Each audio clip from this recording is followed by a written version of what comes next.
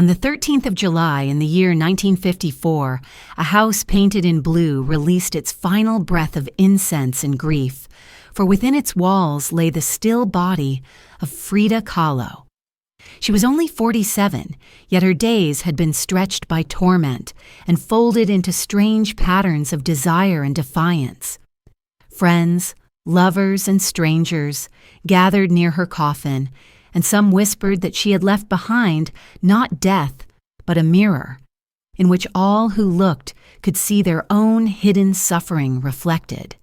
It was said that she smiled faintly in the end, though none could agree if it was in peace, in irony, or in the mockery of a life too full to vanish so quietly.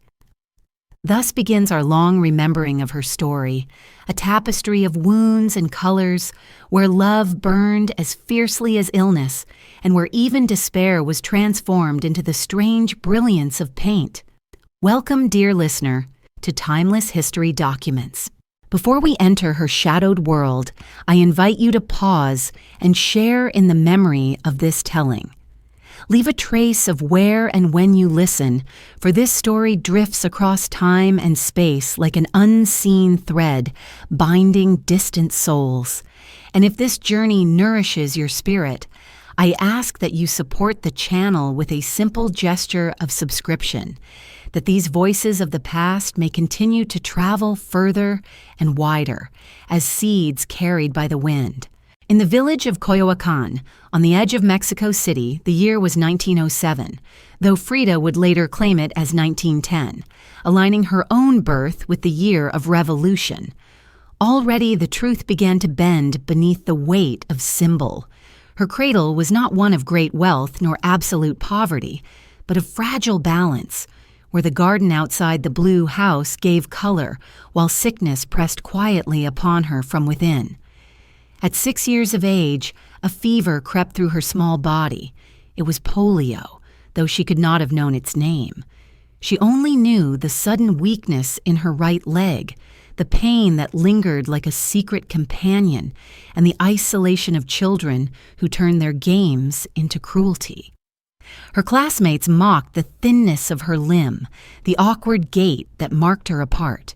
In shame, she took to wearing long skirts even as a child, already hiding her frailties beneath fabric as though the cloth could shield her from the eyes of the world. But solitude is not always barren. It can cultivate the habits of attention. Frida's childhood was one of long afternoons spent in the garden, staring at insects crawling across leaves, the shifting light upon walls, and the patterns of roots and stones beneath her feet.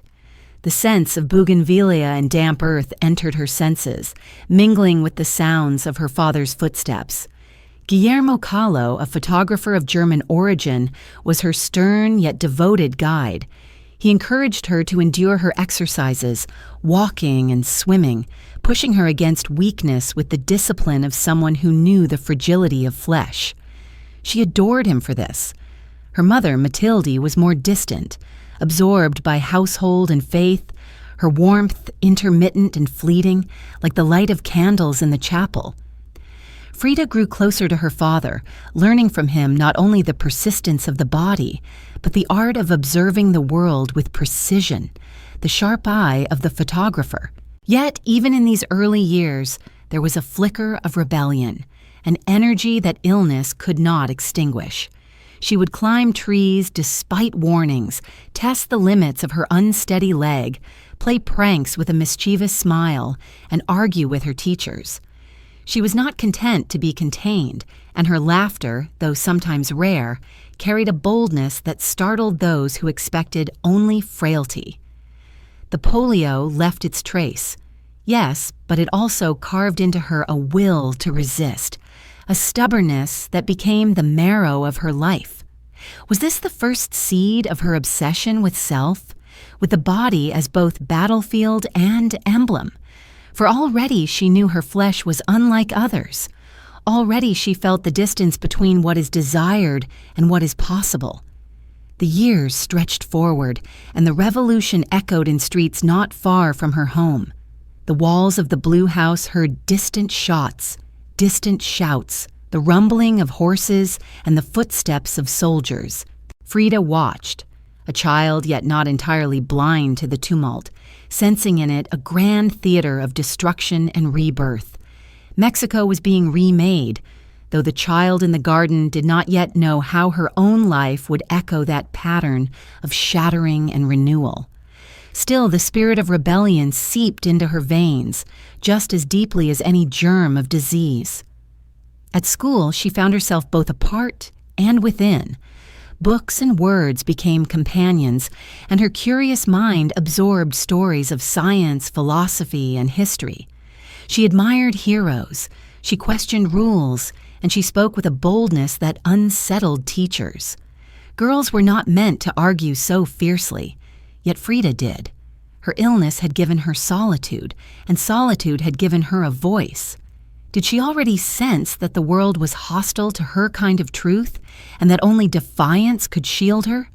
And so her childhood was a weaving of contrasts, a body weakened and marked, yet a will sharpening like a blade, a house filled with color and music, yet shadows of illness and distance, a father of discipline and artistry, a mother of devotion and severity.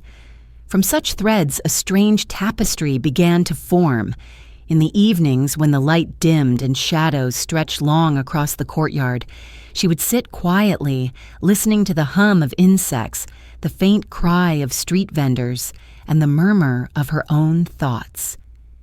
Did she dream then of painting? Or did she only feel the restless stirring of something unnamed, waiting for its moment of eruption? The bells of the nearby church tolled slowly in the dusk, their notes heavy and unresolved. Frida listened without reply. They marked the passage of time, yet to her young mind, time was already ambiguous, both gift and threat. She knew too well how swiftly life could be altered by an invisible fever, by the frailty of limbs, by the silence of others' rejection.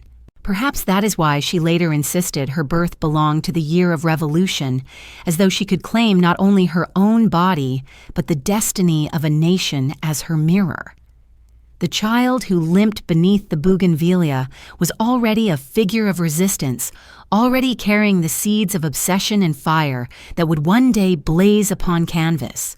And so the bells tolled on, fading into night, unanswered. The bells faded into the dark, their resonance carried into the silence of Coyoacan's streets, and from that silence rose another sound, the slow and rhythmic turning of wheels on cobblestones. It was a sound she would come to know too well, the rattle of carriages, carts, and later buses, vehicles of promise and peril. Frida, now in her teenage years, walked with her uneven gait toward a school far from her childhood garden. It was the Escuela Nacional Preparatoria, one of the most esteemed schools in Mexico, and among its many students, only a handful of girls had been admitted.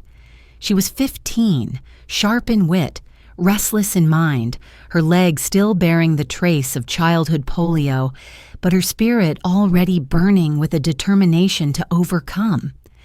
Among these stone walls and crowded corridors, her voice grew louder, and her hunger for knowledge widened into the realms of science, literature, and philosophy. The country outside the gates was still trembling in the aftershocks of revolution. Mexico was redefining itself, breaking from old orders and seeking new forms of power and identity. Inside, Frida joined a circle of friends known as the Cachuchas, mischievous and rebellious youths who delighted in challenging authority. They wore caps that gave them their name, mocked their teachers, staged pranks, and argued passionately about politics, art, and philosophy. Frida thrived among them, her laughter sharp, her words quicker still. Her ambition at that time leaned not toward painting, but toward medicine. She dreamed of healing bodies, of studying the anatomy she already knew through her own suffering. With her father's encouragement, she immersed herself in biology and anatomy, dissecting specimens, examining bones, studying the delicate structures that both sustained and betrayed life. Was this her first attempt to master the body that had so often ruled her with pain? To study medicine was to claim authority over what had once claimed authority over her. And yet, beyond the classroom walls, the streets pulsed with unrest. Strikes and protests shook the city. Frida's own convictions grew in this atmosphere, for she was drawn to the struggles of the working class, to the ideals of revolution, to the question of justice in a fractured nation. Her companions debated endlessly, their voices rising in smoke-filled rooms, their eyes alight with dreams of change. But dreams are fragile things, and youth cannot foresee the sudden violence of destiny. It was on a September afternoon in 1925 when the rattle of wheels on cobblestones became her fate. She boarded a bus with her friend Alejandro Gomez Arias, the air heavy with the scent of dust and sweat, the chatter of passengers filling the space. The vehicle lurched forward, wooden seats creaking beneath the weight of bodies. Outside, streets shimmered under the late sun. Then came the collision. A streetcar struck the bus with a force that splintered wood and shattered bodies. Passengers screamed. Debris filled the air, and time seemed to fracture as violently as her body. An iron handrail pierced through her abdomen and pelvis, shattering bones, rupturing flesh. Her spine broke in several places, her right leg fractured, her collarbone cracked. Blood and dust mingled around her, while Alejandro, dazed and horrified, struggled to lift her from the wreckage. She lay there, naked save for the shreds of clothing torn away in the impact, her body glittering with dust from shattered glass, and the strange, almost surreal glimmer of gold leaf spilled from a fellow passenger's package. It was as though her broken form had been painted already, her suffering gilded in a grotesque accident of chance. She did not die. Against all reason, she lived. But survival was not triumph. Survival meant a new kind of prison. Months stretched into years of confinement, her body bound in plaster corsets, her movements restricted to the narrow radius of her bed. The walls of her room became the boundaries of her world. A mirror was placed above her, so she might see herself while lying down, and it was there, staring at her own reflection day after day, that she began to paint. The brushes were gifts, the colors companions, and the canvas an escape she had not sought, but now embraced. Medicine could no longer be her path. The accident had closed that door forever. Instead, she turned inward, toward herself, and from herself outward, toward the act of creation. But in those first days of recovery, before the steady rhythm of painting took hold, there was only silence and pain. The silence of nights interrupted by the groan of her own breathing, the silence of a body that would never again know ease. Was she lonely? Perhaps, but solitude had always been her inheritance, from the days of childhood illness to these long months of immobility. In solitude, she began to see not only her face, but the mask of her suffering, and she painted it with unflinching honesty. She painted herself not as an adornment to please others, but as a truth to confront. Her eyebrows thick and joined, her gaze direct, her expression neither flattering nor softened. She began to invent herself in the mirror, not with denial, but with confrontation. Was this the beginning of her obsession, the endless return to her own image? Or was it an act of defiance, to claim as beautiful what the world had scorned, to insist on being seen when her body was broken and confined? Meanwhile, the world outside continued to shift.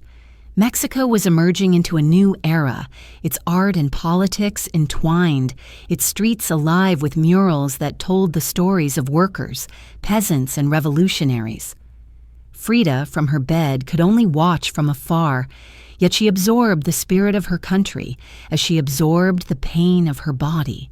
In her small room, the scent of oil paint grew stronger, mingling with the faint incense of household altars, the sound of distant vendors, the rustle of leaves outside her window. These fragments of life entered her canvases, where suffering and beauty became inseparable. and so the turning of wheels on cobblestones had carried her not toward school, nor toward medicine, but toward a different destiny. The accident was both ending and beginning, a fracture in her body that echoed as a fracture in her life. From it would grow an art that bore the imprint of pain, obsession, and defiance. Yet in these first years of recovery, it was still only a seed, fragile and uncertain. The brush trembled in her hand, the paint smeared unevenly, but the act itself was a resistance against despair. Was she painting to endure, or was she painting to transform? Perhaps the two are never separate. Night after night, as her father hovered nearby photographing her progress, and her mother prayed in her own distant way, Frida remained suspended between the silence of her body and the voices of her canvases. She had been shattered, but the shards gleamed with new possibility. The sound of wheels on cobblestones faded into memory, but its echo would never leave her, for every brushstroke was a response to that sudden violence, every image a dialogue with the pain that had entered her bones. Outside her window, children's laughter floated faintly, while the streets carried on as though nothing had changed. For them, perhaps, it had not, but for Frida, the world had been divided into before and after. And in that division, a new self was being born, though it was still uncertain, still raw, still shadowed. Her brush lingered over her reflection, her eyes steady, her face unsmiling. The world was waiting for her, though she did not yet know it. The air grew heavy with the smell of oil paint, and in the stillness of her room, the faint creak of her bed became the only sound. The stillness of her room held her captive, and the creak of her bed frame seemed like the ticking of a clock without hands. Days and nights blurred into one another, measured not by the hours of the outside world, but by the intensity of her pain, by the shadows crawling across the walls, and by the slow labor of her breath. There was silence broken only by the scratching of brushes against canvas, the occasional prayer murmured by her mother outside the door, and the steady sound of her father's footsteps, familiar and grounding, as he checked on his daughter with the same precision with which he once composed his photographs. The accident had broken more than bones. It had shattered the arc of her imagined life. Medicine, which had seemed her future, dissolved into impossibility. Her body could no longer promise steady work, nor the endurance such a vocation demanded. Instead, the world forced her inward, into herself, and it was there that she found not despair alone, but the tools of transformation. The mirror suspended above her bed reflected her pale face, her disheveled hair, her brows joined like a winged mark of defiance, her lips pressed in stubborn silence. She did not look away. She painted what she saw, and in painting herself, she began to invent herself. The first canvases were modest, small portraits executed with the patience of someone learning a new language. Her hands trembled, her body ached, but the act of creation provided a rhythm, a distraction from agony. Each stroke was a resistance to despair, each completed portrait a declaration that though her body had been broken, her gaze remained unbroken. She painted herself as others might not dare to, not softened, not adorned, but direct and unflinching.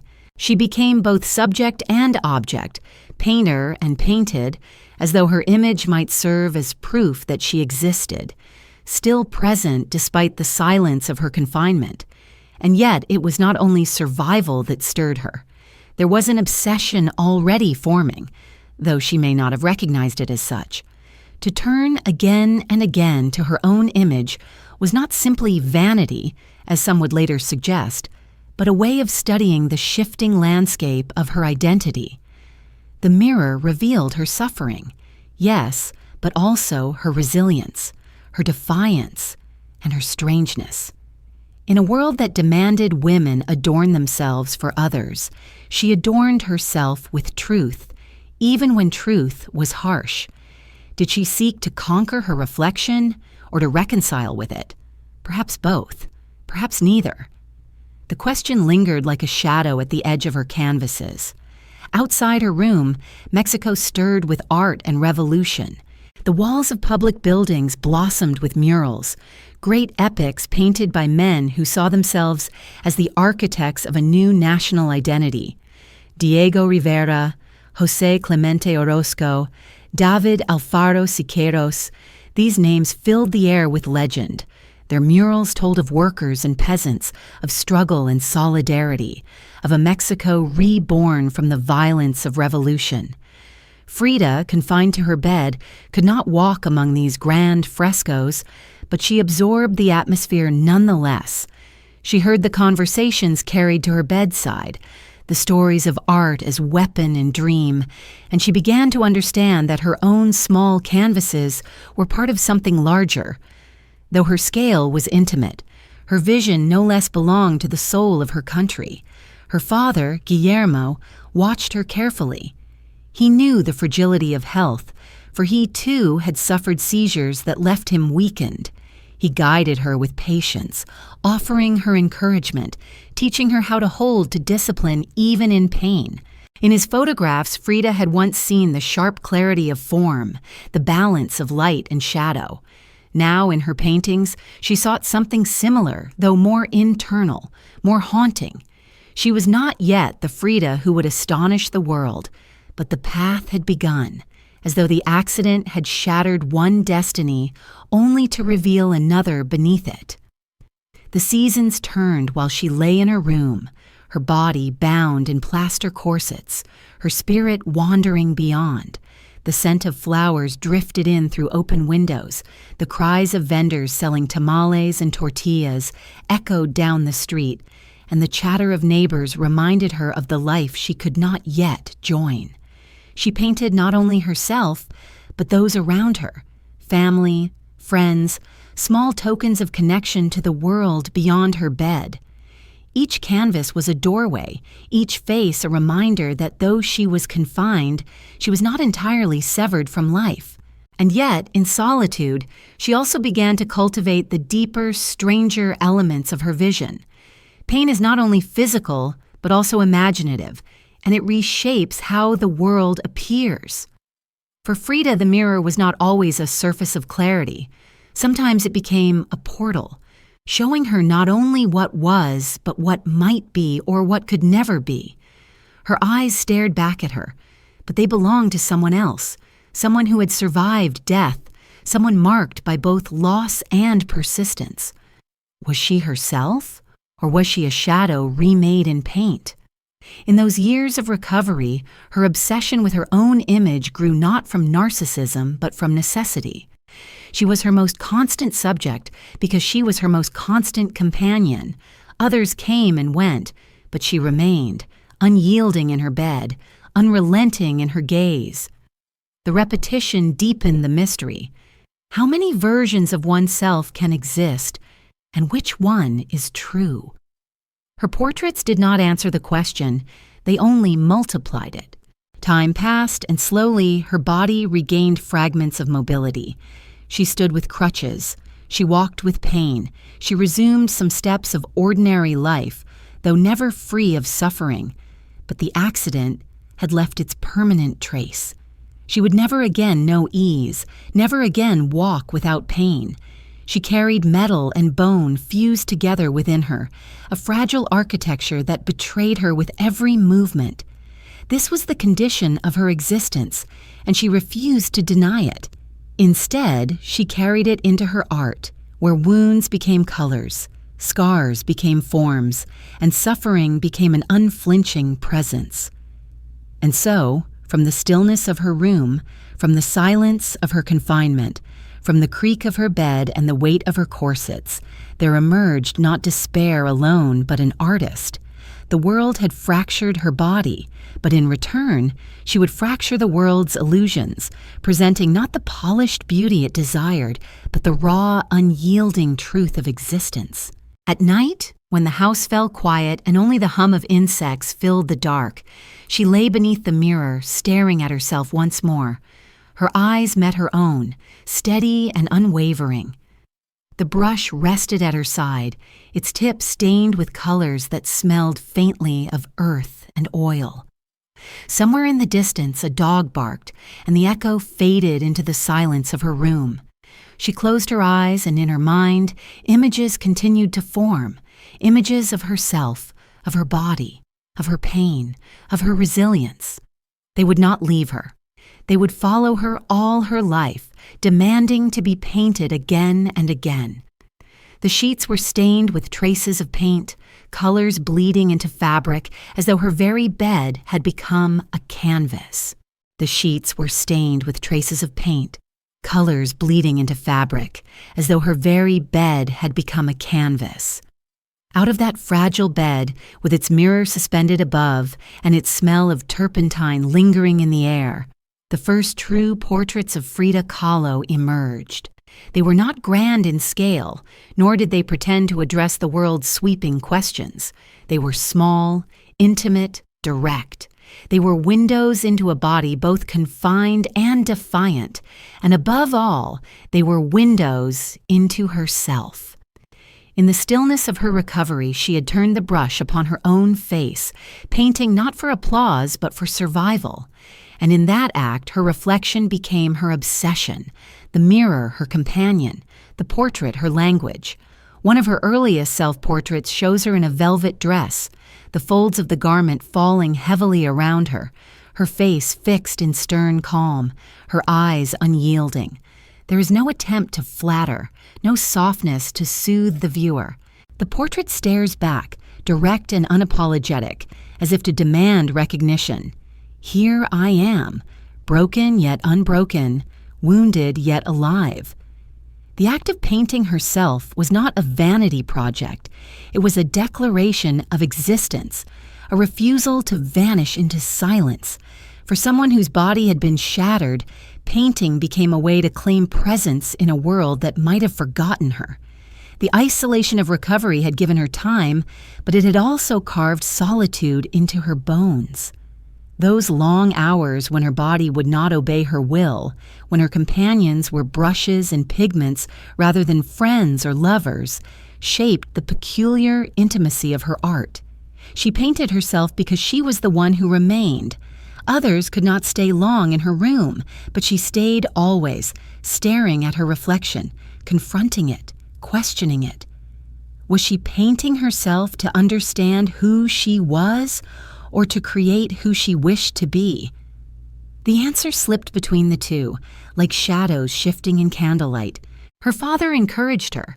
Guillermo, though often silent and stern, understood the discipline of art. With his camera, he had captured the faces of families, the landscapes of a country in transition. He recognized in his daughter not only talent, but a fierce determination that reminded him of his own struggles with illness.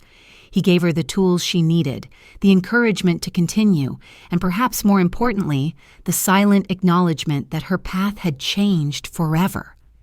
Where medicine had been lost to her, painting had opened.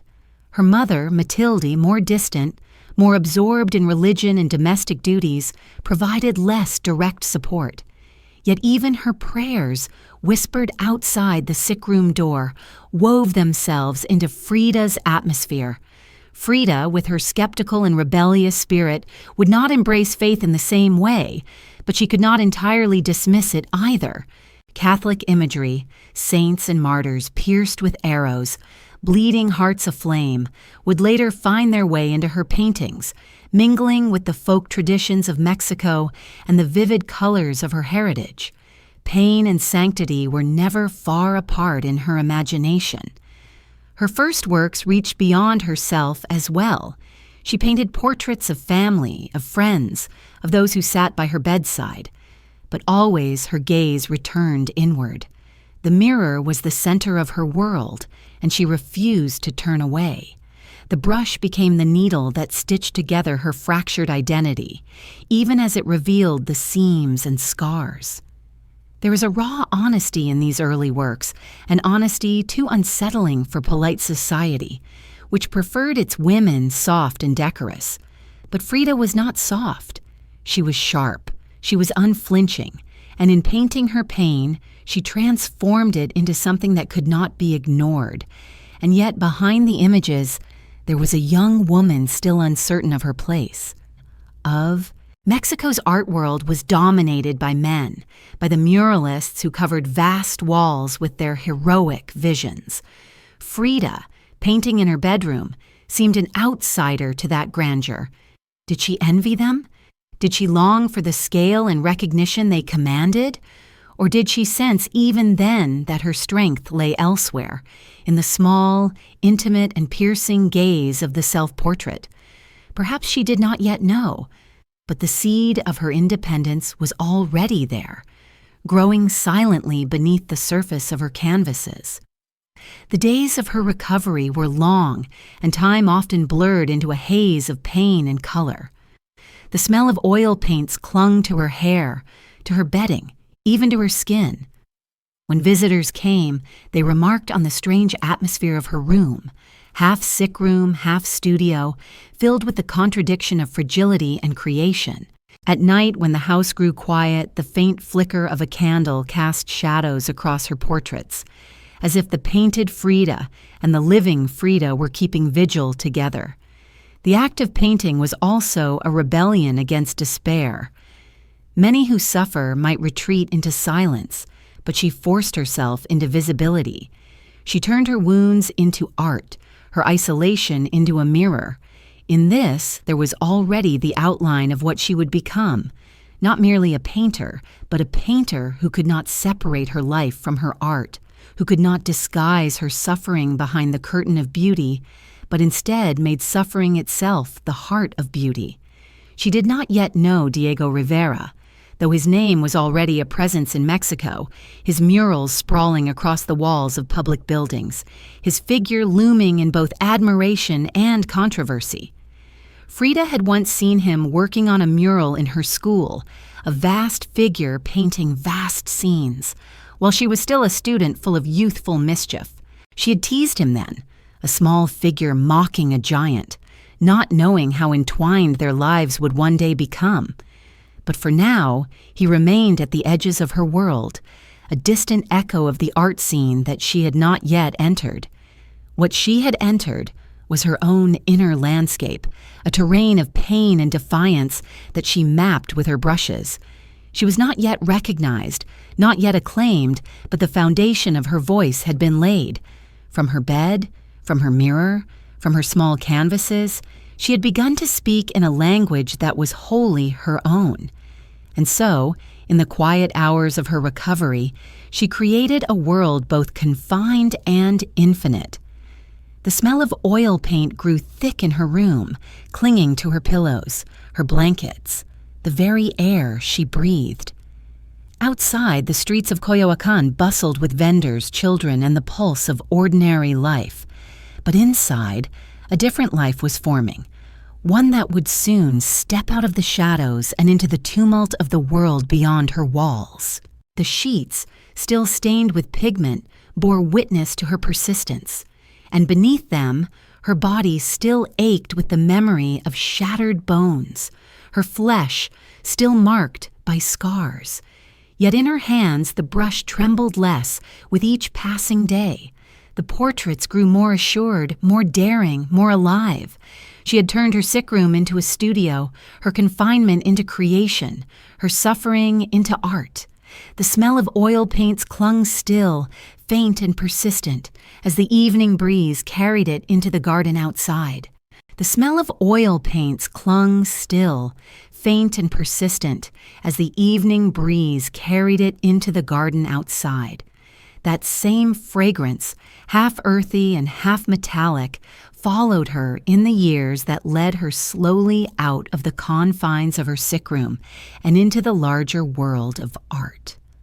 By the time her body had recovered enough to move with cautious steps, leaning on crutches, and wrapped still in the tight embrace of corsets, her brushes had become a natural extension of her hands. It was through them, and through her insistence on facing herself in the mirror, that her life began to shift once more. For whispers of her talent had reached beyond the walls of the blue house, and one name kept echoing back toward her, Diego Rivera. He was already legend in Mexico, a painter whose colossal murals spilled across public buildings like tapestries of revolution and history.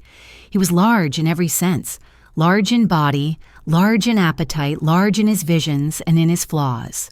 Where Frida's canvases were small and intimate, Diego's were monumental, sweeping across walls with the stories of workers and peasants, gods and machines. He embodied a Mexico in the process of becoming itself anew after revolution, and he was admired, feared, and mocked in equal measure. For Frida, who had once crossed paths with him as a schoolgirl, leaning with her cachucha companions over the balcony at the Escuela Nacional Preparatoria to watch him paint, he had seemed both distant and absurd. She had teased him then, a giant laboring with brushes, unaware that their fates would later knot together in both passion and torment. But years had passed since that first encounter. Now, with her body stitched back together in fragility, with her canvases multiplying in her room, she wanted the opinion of the great muralist. It was not yet desire that drew her, nor even affection, but a sharp hunger to be seen, to have her art tested against the gaze of someone who commanded the world she sought to enter. And so she approached him, bringing her portraits, offering them not with false humility, but with her characteristic boldness. "I have not come to you for compliments," she is said to have told him. "I ask for truth. Am I worth the trouble of becoming a painter?" Diego, who had seen countless apprentices and admirers, looked at her work with seriousness. In those portraits he saw not merely skill, but the strange intensity of vision that set her apart. He recognized the raw force of someone who painted not out of fashion or ambition, but out of necessity. He told her to continue, and from that moment a thread bound them that would only grow more tangled as the years unwound. At first their meetings were of art and discussion. He visited her at the Blue House. She visited his workplaces, their conversations circling politics, revolution, and the meaning of art. But between them there was already a spark, unlikely as it seemed. She was small, thin, still fragile in body, a woman just emerging from youth. He was more than 20 years her senior, immense, already twice married, a man of notorious appetites, both for food and for women. Yet opposites do not always repel. Sometimes they create the strangest gravity, and in that gravity, Frida and Diego found themselves drawn together. Their courtship was not gentle. It was stormy from its inception, marked by passion as fierce as the quarrels that quickly followed. Diego admired her independence, her sharp tongue, her refusal to be overshadowed. Frida admired his vast talent, his immersion in the struggles of the people, his unapologetic embrace of life in its extremes. Yet each also saw the flaws that would wound them both. Diego's infidelity, his inability to contain his appetites, Frida's intensity, her relentless demands for love and loyalty. Still, they moved toward each other as though compelled by a force neither could deny. In 1929, they married, and those who gathered called it the wedding of an elephant and a dove. The image clung, not entirely inaccurate. His massive figure beside her delicate frame, his shadow stretching long across her. But the metaphor missed something essential, for the dove was not docile. Frida entered that marriage with eyes unblinking, with a spirit that refused to bow. She was no ornament to the great muralist. She was his equal in passion, if not yet in fame, and she would not hesitate to confront him, to challenge him, to hurl both insults and devotion with equal force. The early days of their marriage unfolded in the turbulence of constant movement. Diego's work took him across Mexico and into the United States, and Frida followed, sometimes with enthusiasm, often with bitterness. For she loved her homeland fiercely, its colors, its scents, its soil. And in the north, she felt alien, displaced, suffocated by a culture she despised for its materialism. But she endured, for she was bound to him, and in that binding her own art began to grow in the shadow, yet also in the defiance of his. Was it love that bound them, or was it obsession? Perhaps it was both, tangled inseparably. Love can soothe, but obsession burns. In Diego, Frida found a companion who admired her strength, who supported her painting, who encouraged her even as he betrayed her. In Frida, Diego found someone who could confront him without fear, who could wound him as deeply as he wounded her. They fought, they reconciled, they betrayed, they clung. Their marriage was no sanctuary. It was a battlefield. Yet in that battlefield, each found the fuel for their art, for their defiance of the ordinary. The footsteps in empty studios bore witness to their union. She walked those halls, her skirts rustling, her gaze sharp, her presence impossible to ignore despite her small stature. Students and assistants watched in silence as the two argued, as they laughed, as they created side by side, though on different scales. The walls bore his murals, the canvases bore her portraits. Together they carried the spirit of a nation, though never without turbulence, never without scars. And always beneath the grandeur of their public lives, there lingered the intimacy of private betrayal, the tenderness of sudden reconciliation, the wounds reopened again and again. Perhaps it was this endless cycle that kept their passion alive, though at such a cost. Love, for them, was not gentle. It was a wound they refused to close, bleeding into their art, into their politics, into every corner of their lives. As the days of their early marriage stretched forward, the smell of turpentine and plaster filled their shared spaces, mingling with the faint sweetness of flowers that Frida wove into her hair. She adorned herself with color and fabric, transforming her body, frail and scarred, into a living icon. Diego adored her in those moments, painting her, celebrating her, yet never ceasing to betray her with others. And Frida, wounded yet relentless, answered in kind with affairs of her own, with laughter that defied despair, with art that grew sharper and stranger by the day. The footsteps in empty studios echoed long after they had left, as though the walls themselves had absorbed their quarrels, their laughter, their whispered reconciliations.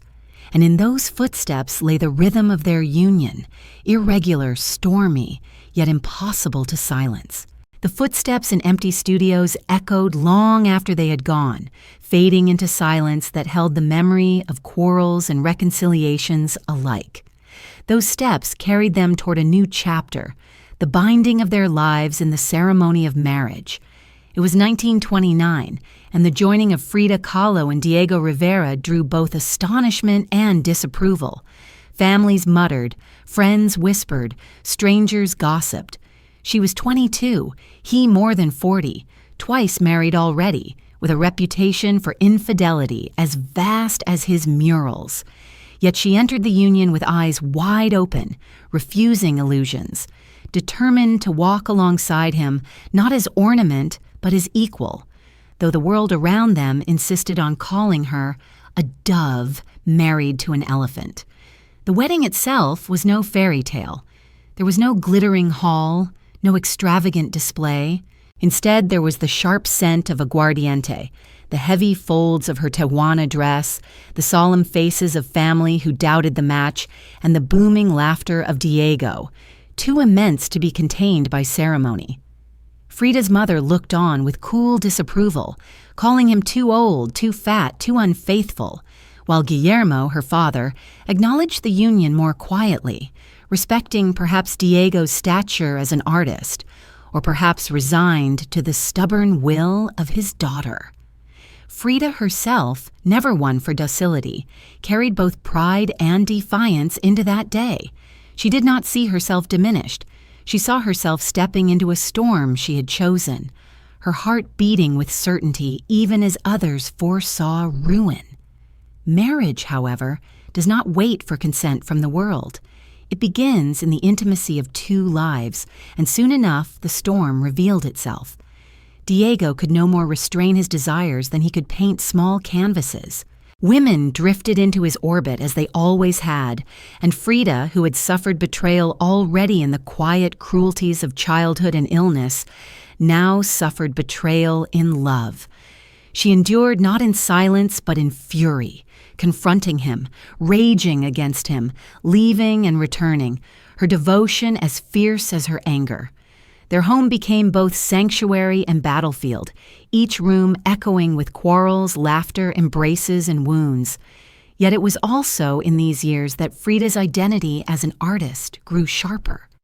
Diego encouraged her, admiring the honesty of her vision, the rawness of her self-portraits. He, who filled walls with histories of nations, admired the way she filled small canvases with histories of the self.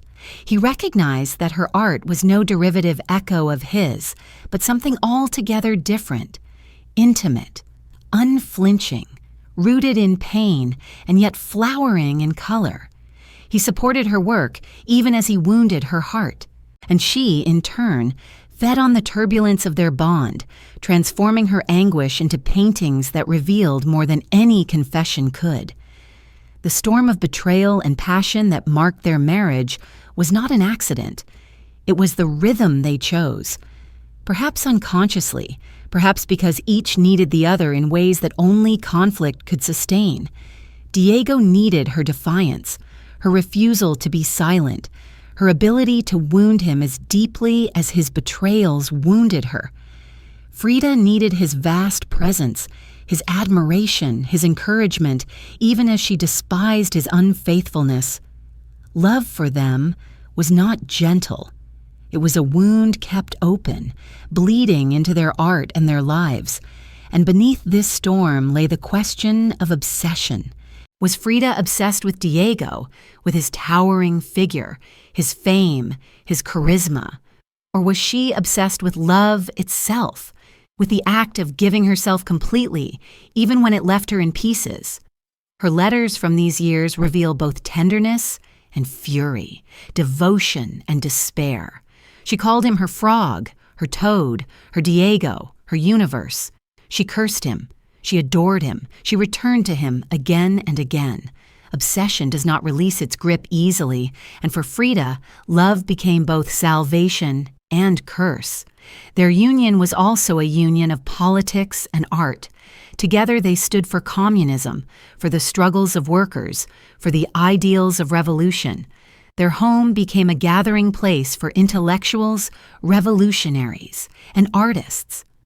The walls of the Blue House heard conversations about justice, about struggle, about the future of nations. Frida, though often confined by her health, engaged with passion, her voice sharp, her convictions unshaken. She was not content to be merely the wife of a great painter. She was herself, a voice as fierce as any, and those who dismissed her as a young wife soon learned otherwise. But passion alone could not soothe the wounds of betrayal. Diego's affairs multiplied, and Frida, refusing to accept passivity, took lovers of her own. Men and women alike entered her life, brief flames of rebellion against the constant shadow of Diego's infidelity. These affairs were not merely revenge. They were part of her insistence on living fully, on refusing to let betrayal reduce her to silence. Her body, frail and scarred, was still a vessel of desire, and she claimed it as such, even when desire brought no peace. In the quiet hours after quarrels, after reconciliations, after embraces that were as much surrender as forgiveness, Frida often returned to her canvases.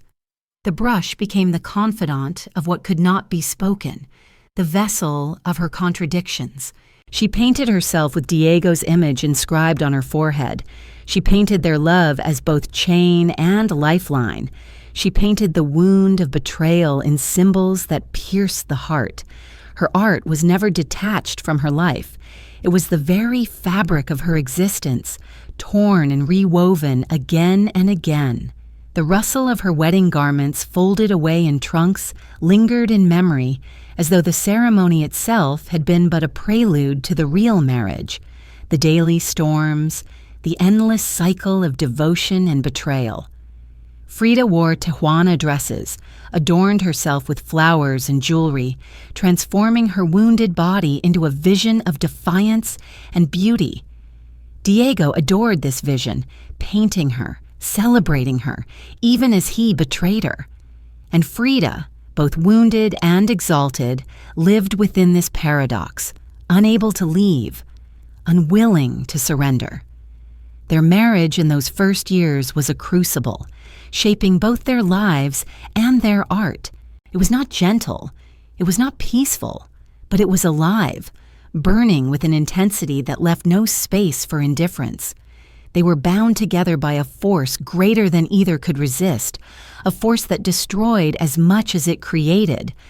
And in that destruction, in that creation, Frida Kahlo began to emerge not merely as the wife of Diego Rivera, not merely as a painter of portraits, but as the voice of her own obsession, her own pain, her own truth. At night, when the quarrels had quieted, when the house grew still, when only the faint rustle of garments remained, folded and hidden away, Frida would lie awake, her thoughts circling like restless birds. She knew already that love would not bring peace. It would bring fire. It would bring pain. It would bring betrayal. Yet she embraced it, because to live without fire was unthinkable. And so the garments remained folded, heavy with memory, while the storm of their marriage continued to rage. The garments remained folded, heavy with memory, while the storm of their marriage carried them onward, across borders, into lands far from the blue walls of Coyoacan. Diego's work called him north to the United States, where the promise of commissions rose as tall as the steel towers of its cities. And so Frida followed, reluctant yet bound, her heart tethered to him even as her spirit resisted the foreign soil. In 1930 they set out, the crossing a mixture of anticipation and dread, her embroidered skirts packed alongside his brushes, her fragile body carrying both excitement and unease. In San Francisco, their first destination, the air was damp and cool, so different from the warmth of Mexico. Frida walked the streets in her Tijuana dresses, her hair adorned with flowers, her jewelry rattling like the echoes of home. She carried Mexico with her in every stitch of fabric, every woven thread, every scent of copal she kept near. She did not blend into this new world. She refused to. Instead, she stood out, a figure of color and strangeness amid the gray rhythms of American life. The people stared, some with curiosity, some with disdain. Frida noticed, and she did not care. Her body might be frail, her health fragile, but her presence was fierce, unignorable. Diego thrived. He was celebrated, welcomed, commissioned to paint the walls of industry and progress.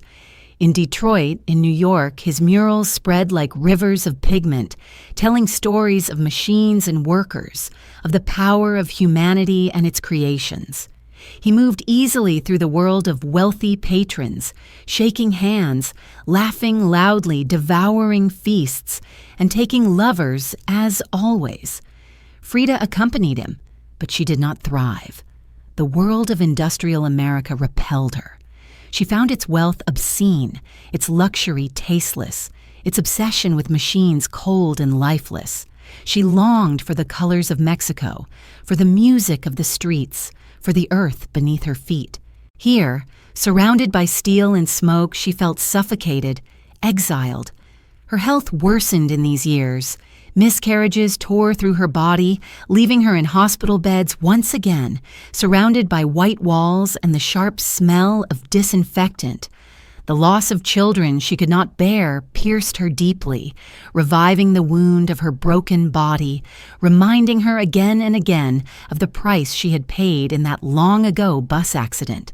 She painted her grief with raw honesty, refusing to hide what society considered unspeakable. Henry Ford Hospital showed her body lying on a bed, blood flowing beneath her, connected by red cords to symbols of loss, a fetus, a snail, machinery, the pelvis that had betrayed her. It was an image too stark, too painful for many to endure, But for Frida, it was truth. She would not disguise her suffering. She would not make her pain palatable. She offered it raw, unfiltered, a wound painted for all to see. Diego admired her courage, though he could not always ease her sorrow. He was consumed by his own work, by his own obsessions, and she felt both supported and abandoned, loved and betrayed, in a cycle that mirrored the rhythm of their marriage. She painted more than ever, though her canvases remained small compared to his vast walls, yet their power grew. Critics began to notice her, to see in her work something new, something strange and unforgettable. Her art was not monumental in scale, but monumental in intimacy, in its refusal to look away from the deepest truths of the human body and heart. The months in Detroit brought her some of her most haunting works, but also some of her most bitter days. She despised the city, despised its lifelessness, despised the distance from Mexico. In letters, she mocked the Americans, their manners, their wealth, their lack of warmth. She felt herself foreign, and she embraced that foreignness, refusing assimilation. She would not become one of them.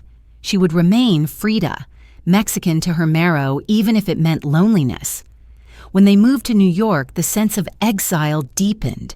She attended banquets and gatherings, her embroidered dresses dazzling among gowns of silk and pearls, but she felt no kinship with the world around her. The chatter of wealth left her cold. She longed for the sound of mariachi, the smell of tortillas on the griddle, the laughter of the markets, the humble familiarity of home.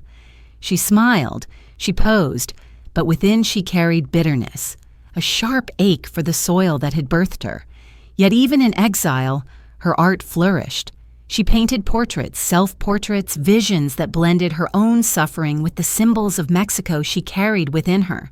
She filled her canvases with monkeys, with flowers, with colors that defied the grayness around her. Her paintings were her rebellion against the foreign land, her declaration that even in exile, her soul remained rooted. Diego, ever restless, relished the attention of patrons and the controversies of his murals.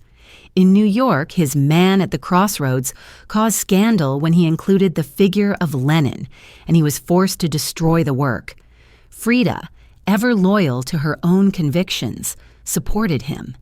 Yet inwardly she longed for the day they could return to Mexico, away from the suffocating grip of industrial wealth. The years in the United States left scars on her, not only in her body but in her spirit. Yet they also forged her art, sharpened her vision, and taught her that exile could be a source of strength. For in rejecting the foreign, she embraced more fiercely her own identity, her Mexicanness, her rootedness in the soil of her homeland. And when at last they returned, she breathed again as though freed from a cage. The air of Mexico filled her lungs. The colors of her blue house returned to her eyes. The sounds of the streets filled her ears with familiarity. She was home. Yet the wounds of exile, of loss, of betrayal, of miscarriage remained with her, etched into her canvases, into her gaze, into the fabric of her being. The metallic hum of factories faded, replaced once more by the hum of cicadas in the garden, the smell of bougainvillea, the laughter of neighbors. But in her eyes lingered the memory of steel towers and gray skies, the bitterness of wealth without warmth, the exile that had sharpened her defiance. The metallic hum still echoed faintly in her mind, distant and cold, as though a shadow she could not entirely escape. The metallic hum still echoed faintly in her mind, distant and cold, as though a shadow she could not entirely escape. Even after her return to Mexico, the memory of those steel towers and the bitter air of exile clung to her like a phantom. Yet more than the machinery of America, it was the silence of hospital rooms that followed her. White walls and sharp scents of antiseptic.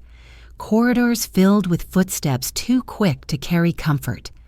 For it was in those sterile places that her deepest grief took root. The miscarriages, the children she could not carry, the life her body refused to nurture. Each loss returned her to the memory of the bus accident, as though the shards of metal that had once pierced her had forever altered the possibility of motherhood. She longed to hold a child, yet the reality was blood and emptiness, pain and fever.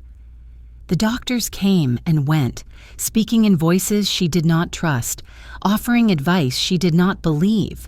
She lay in the hospital bed once more, not unlike the bed of her youth, staring at ceilings, fighting despair.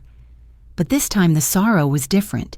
It was not only her own body that betrayed her, it was also the dream of life denied, the vision of a child's laughter, of tiny hands, of a future she could not give shape to. In the long hours of loneliness, she turned again to paint, because paint was the only medium vast enough to hold her grief. The result was a canvas unlike anything the polite world of art had expected from a woman. Henry Ford Hospital shows her lying naked upon a hospital bed, her body fragile and exposed, blood pooling beneath her.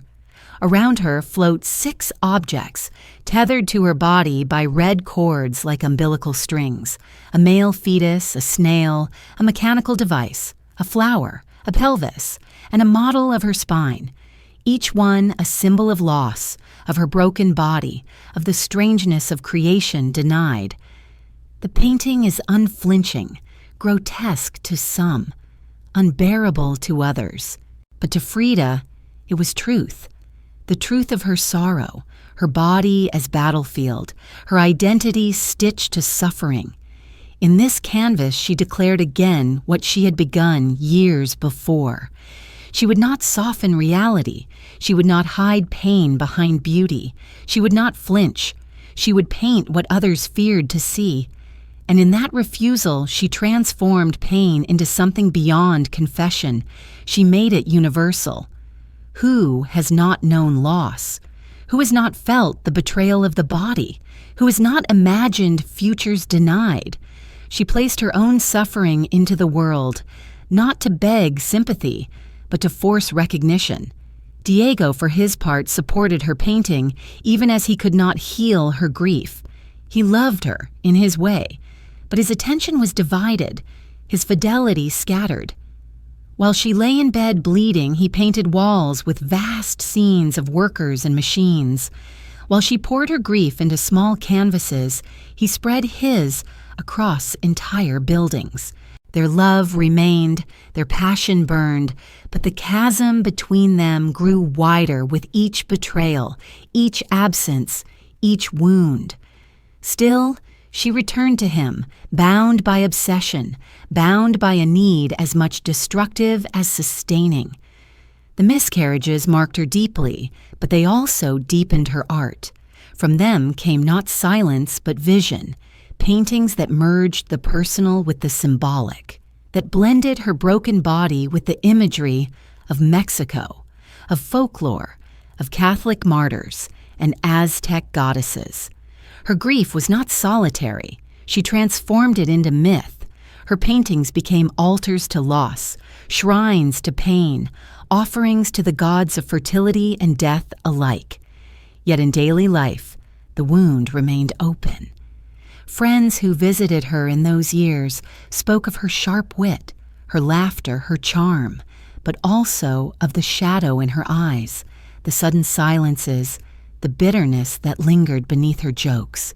She wore her Tijuana dresses like armor, adorning herself in color and fabric, transforming her body into an icon, but beneath the cloth lay scars and emptiness.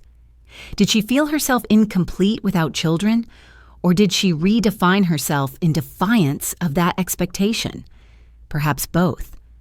Her art suggests a woman caught between grief and rebellion, between longing for what she could not have and embracing the self she did create. The hospitals faded into memory, but not into forgetfulness. Each brushstroke carried their echo, each painting bore their mark. Even when she returned to the garden of the Blue House, surrounded by bougainvillea and songbirds, the sterile smell of antiseptic lingered somewhere in her imagination, the red cords of Henry Ford Hospital tying her forever to that loss. And yet, amid sorrow, there was still defiance. She sought lovers beyond Diego, women whose tenderness soothed her, men whose admiration affirmed her desirability. She lived not as a victim, but as one who insisted on claiming life wherever she could, even if life denied her children. The affairs did not heal her, but they reminded her that she was more than her pain. She was flesh, she was desire, she was alive. Her paintings of this period multiplied, small canvases filled with intensity, portraits of herself with bleeding hearts, with shattered bodies, with symbols of fertility and death intertwined. She painted Diego into her work as well, his face embedded in her own, his presence inseparable from her identity. Love and grief intertwined, as inseparable as red cords binding body to memory. The walls of hospitals may have faded, but their echo remained.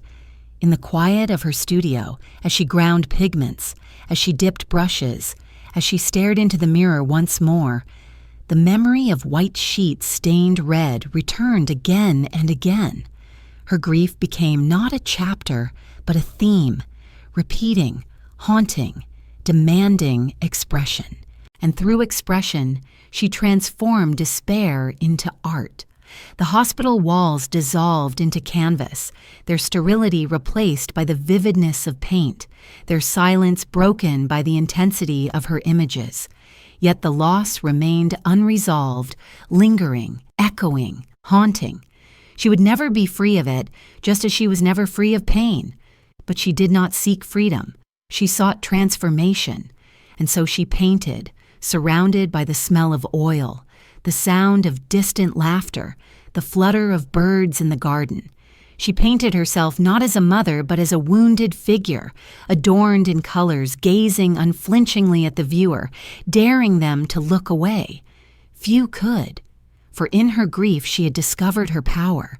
The hospital walls dissolved, but their whiteness remained, hovering behind the colors of her art, like a ghost that could not be exorcised. The hospital walls dissolved, but their whiteness remained, hovering like a pale ghost behind the bright colors of her art. When at last she returned to Mexico, the shadow of loss still clung to her, but she also carried with her a sharpened vision, a clarity born of grief and exile. The air of her homeland filled her lungs like medicine. The scent of tortillas from the street vendors, the laughter of children playing in the plazas, the calls of hawkers selling flowers, all of it wrapped around her like a cloak of belonging. In the blue house with its walls painted deep cobalt, she found again the pulse of life she had missed. That house became her sanctuary, yet it was also a stage upon which she performed her defiance, her art, and her identity. Friends gathered there, poets, painters, revolutionaries, dreamers. The rooms filled with conversation, the clink of glasses, the heavy fragrance of tequila mixed with marigolds, the drifting smoke of cigarettes. Frida sat among them adorned in Tijuana dress, flowers woven through her hair, jewelry clattering with each movement. She was more than hostess. She was presence. Her voice, sharp and often biting, wove through the chatter, mocking one moment, philosophical the next, always demanding attention. She filled the blue house with life, even as her body remained frail, often requiring her to retreat to bed, to rest, to endure. Yet she never let weakness define her outwardly. To visitors, she was brilliant, fierce, dazzling, even if later, in solitude, she collapsed into pain. Her art flourished in this environment. No longer overshadowed entirely by Diego's murals, she began to carve a place of her own. While he painted public histories, she painted private truths.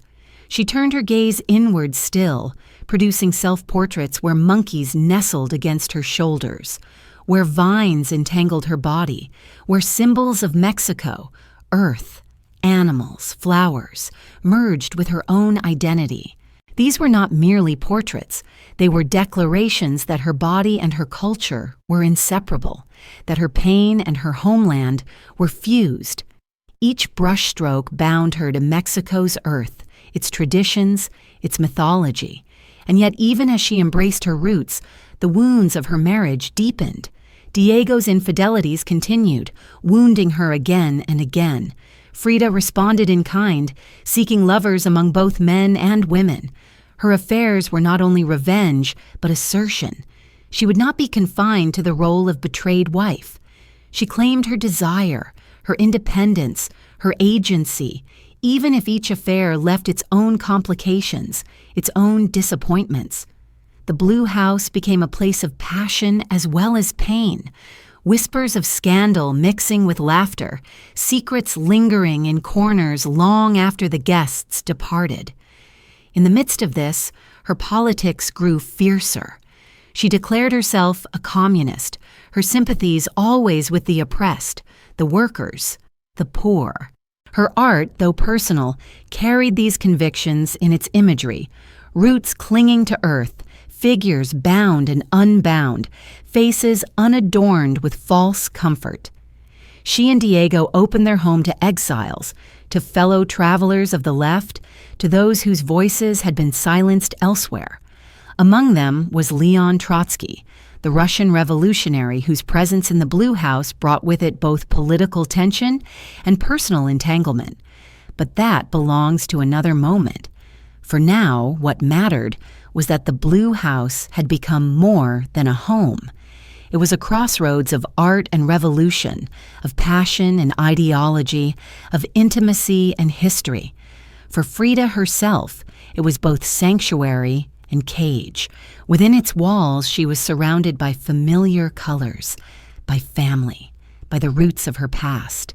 Yet it was also the place where she endured the sharpest betrayals, where she lay in bed after surgeries, where she wept in solitude.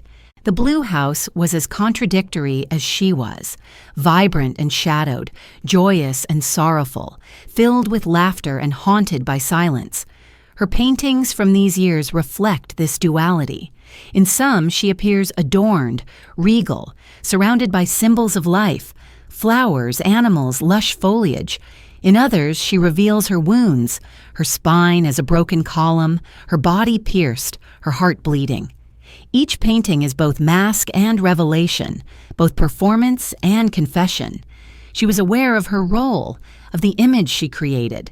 She cultivated her appearance deliberately, knowing that her Tijuana dresses, her braided hair, her jewelry, all made her into an icon of Mexicanidad. Yet beneath the icon was the wounded woman, and she refused to separate the two. Her art held them together in uneasy union. Visitors to the Blue House often left unsettled, inspired, or bewildered. They found Frida magnetic, her laughter infectious, her wit merciless. They also sensed the darkness beneath her gaiety, the sorrow that no amount of color could entirely conceal.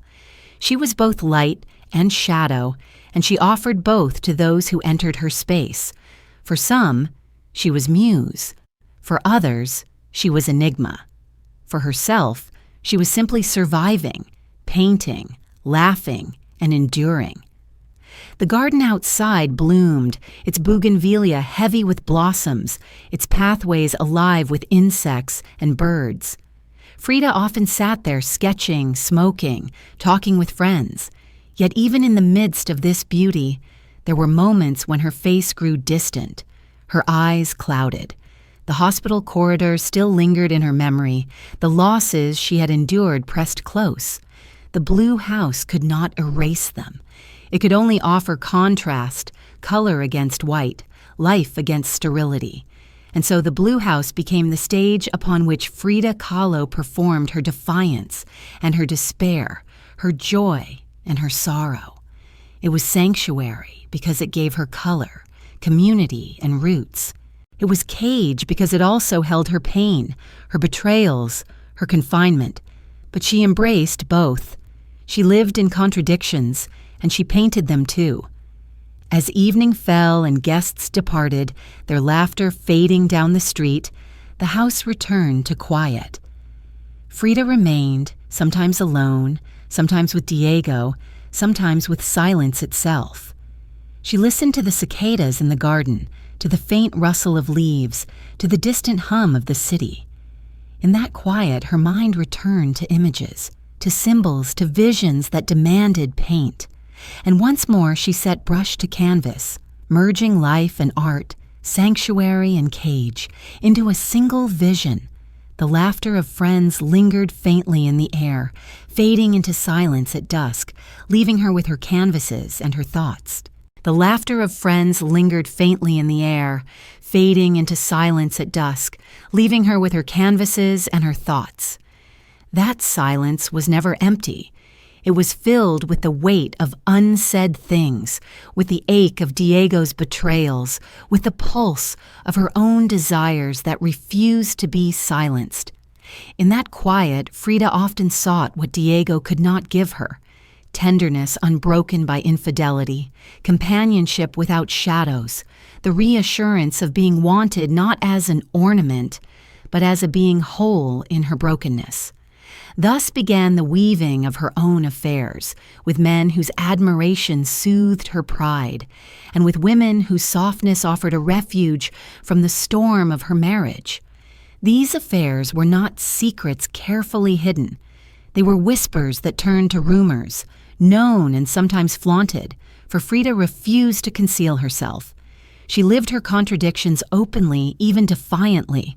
With women, she found gentleness, a different rhythm of desire that caressed her wounds instead of tearing them open. With men, she found the spark of admiration, the affirmation of beauty despite her scars and illnesses. But always, beneath each encounter, there was Diego, like a shadow she could not escape, the anchor and the wound at once. Her affairs soothed her, but they never replaced him. They were rebellion, yes, but also reminders of the obsession she could not free herself from. It was in this atmosphere of passion and politics that the Blue House opened its doors to one of the most famous exiles of the 20th century. Leon Trotsky, hunted by Stalin's reach, found refuge in Mexico in 1937, welcomed by Diego Rivera's influence and the support of President Lázaro Cárdenas. He and his wife Natalia came to live within the blue walls, where the garden bloomed and the air was heavy with bougainvillea. For a time, the house became both fortress and stage of history, guarded by police outside, filled inside with the weight of conversations about revolution, ideology, and survival. Frida moved easily within this new drama. She admired Trotsky, not only for his role in history, but for the warmth he brought into their household. Their conversations slipped between politics and intimacy, between admiration and attraction. Soon, whispers spread that Frida and Trotsky had become entangled in an affair, brief yet charged, a spark of rebellion not only against Diego's infidelities, but also against the solemn weight of history itself. She, small and vibrant, adorned in flowers and color, was a contrast to the aging revolutionary whose life had been one of exile and struggle. In their affair, perhaps each found something they needed. She, the thrill of being desired by a figure of myth. He, the comfort of a woman whose vitality defied the death that stalked him. Yet such entanglements could not last. The affair with Trotsky ended, as many of her affairs did, not with bitterness, but with a quiet fading. Still, it left its mark, another thread woven into the tapestry of her contradictions. For Frida, lovers came and went, but Diego remained, the constant wound, the constant obsession. Even her affairs were shaped by him, as responses to his betrayals, as defiance of his shadow, as efforts to reclaim something of herself that his infidelities denied. The presence of Trotsky in the Blue House also deepened her political convictions.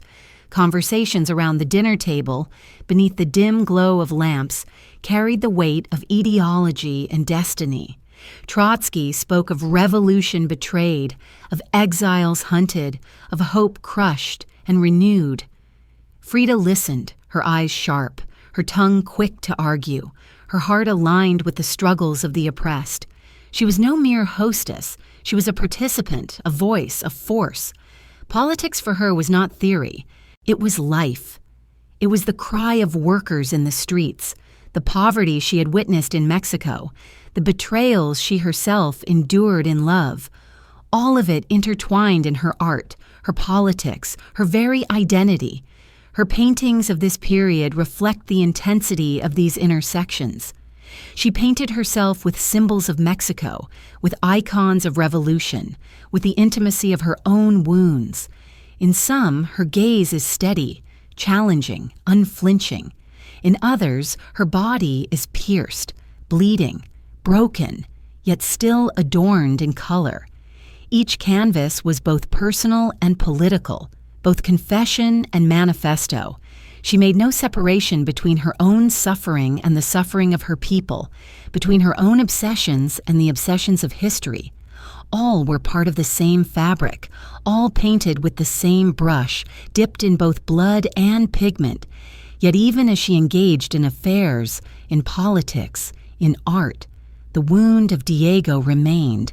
His betrayals continued, relentless, leaving her alternately furious and forgiving, broken and reconciled. She wrote of him as her universe, her toad, her torment, her love.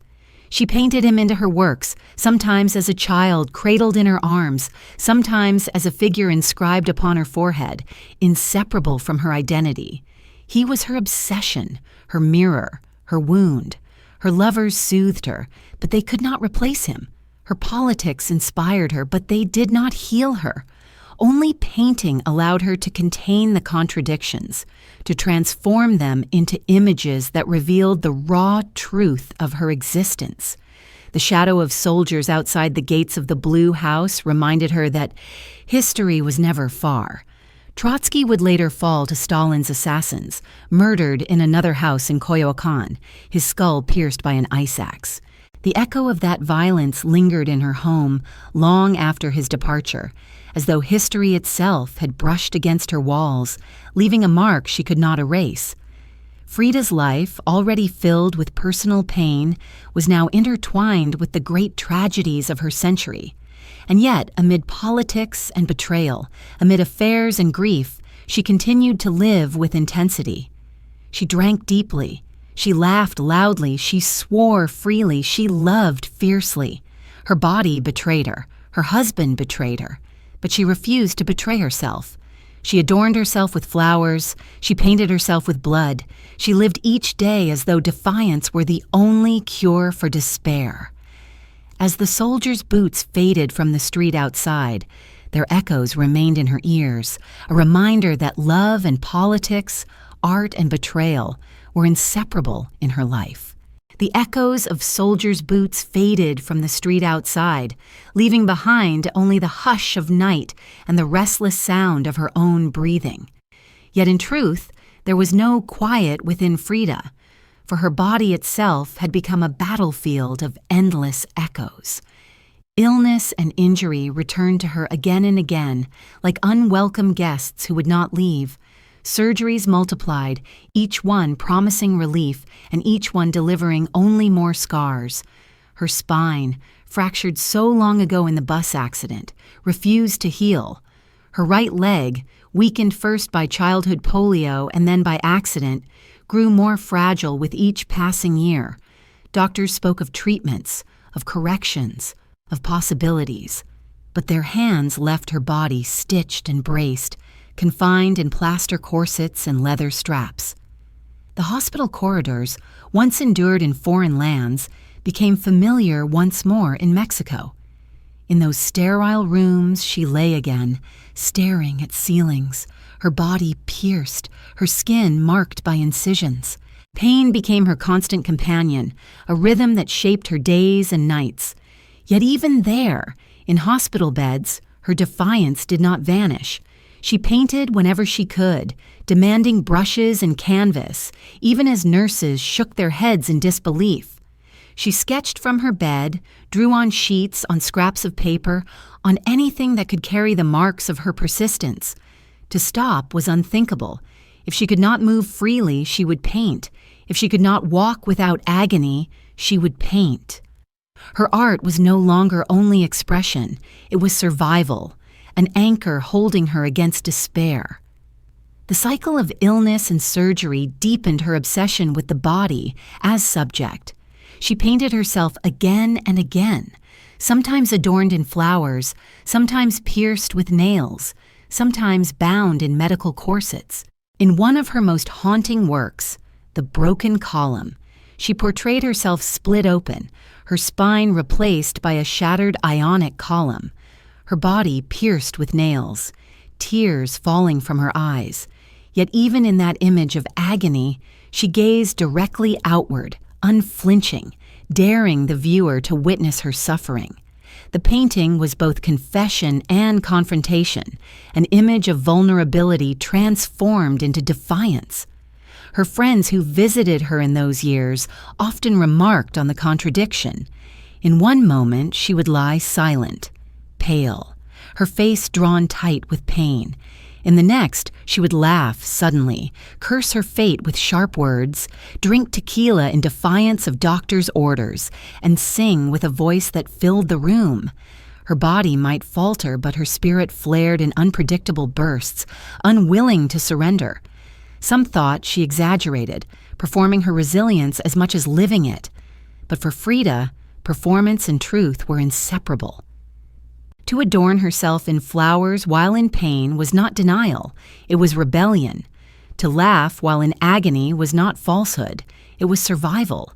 The recurrence of surgeries created long stretches of confinement, but within them, her art grew more daring.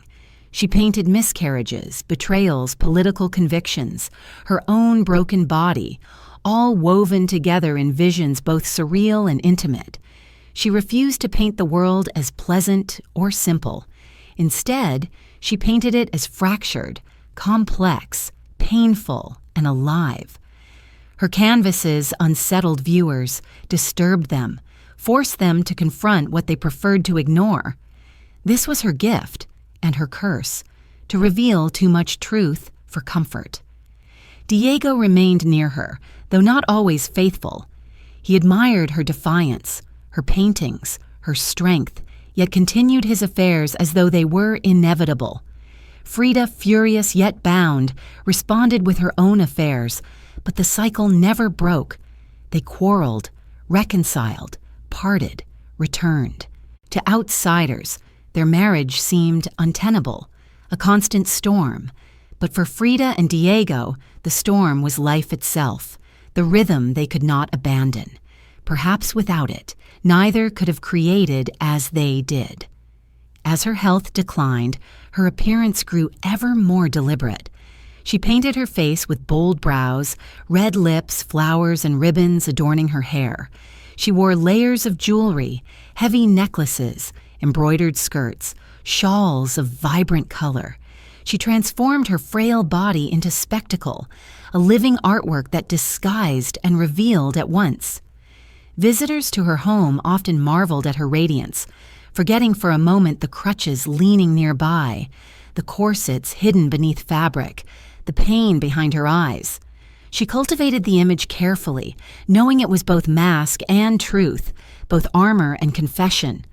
The brush left in water overnight became emblematic of her persistence. Even when her body collapsed, even when exhaustion overcame her, the tools of her art remained near, ready to be lifted again. She could not escape pain, but she could transform it. And in transforming it, she offered the world something new, a vision where suffering was not hidden, not pitied but confronted, adorned, made into beauty that unsettled. At night, when the corridors of hospitals were silent, when nurses passed quietly, when Diego dozed in a chair by her side or was absent with other women, Frida lay awake, her mind full of images. She imagined herself pierced with arrows like a saint, or crowned with flowers like a goddess. She imagined her broken body as a symbol of Mexico itself, wounded by history yet alive, adorned, unbroken in spirit. Her imagination did not offer escape, it offered transformation. Her diaries from these years reveal her contradictions. On one page, colors explode, reds, greens, yellows, words of joy, of defiance, of passion. On another, despair pours forth, longings for death, bitterness toward betrayal, weariness of endless pain. She was both at once, never one without the other.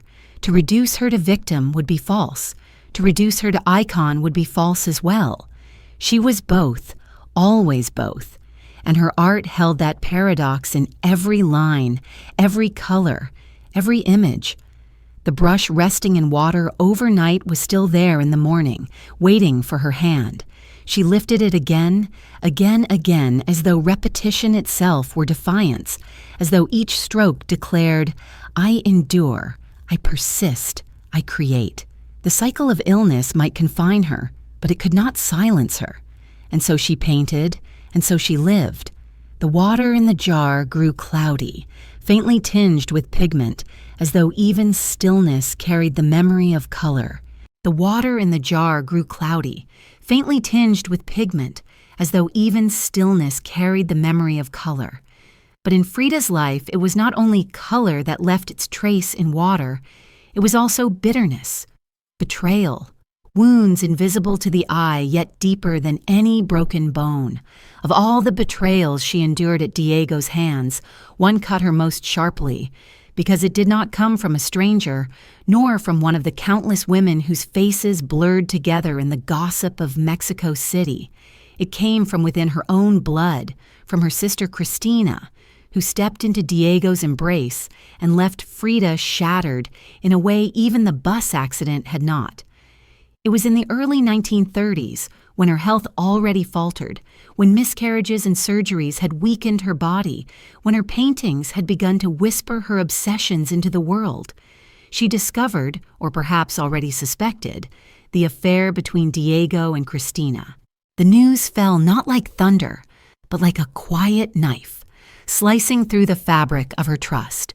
To be betrayed by Diego was almost expected, for his nature was as unrestrained as his appetite. But by her sister, her confidant, her kin, the one whose face resembled her own, this betrayal was unbearable. Frida retreated into silence, into fury, into despair. The blue house, once filled with laughter and music, seemed poisoned. She removed Diego from her paintings, removed herself from her home, separated even from Cristina, who had once been part of her inner circle.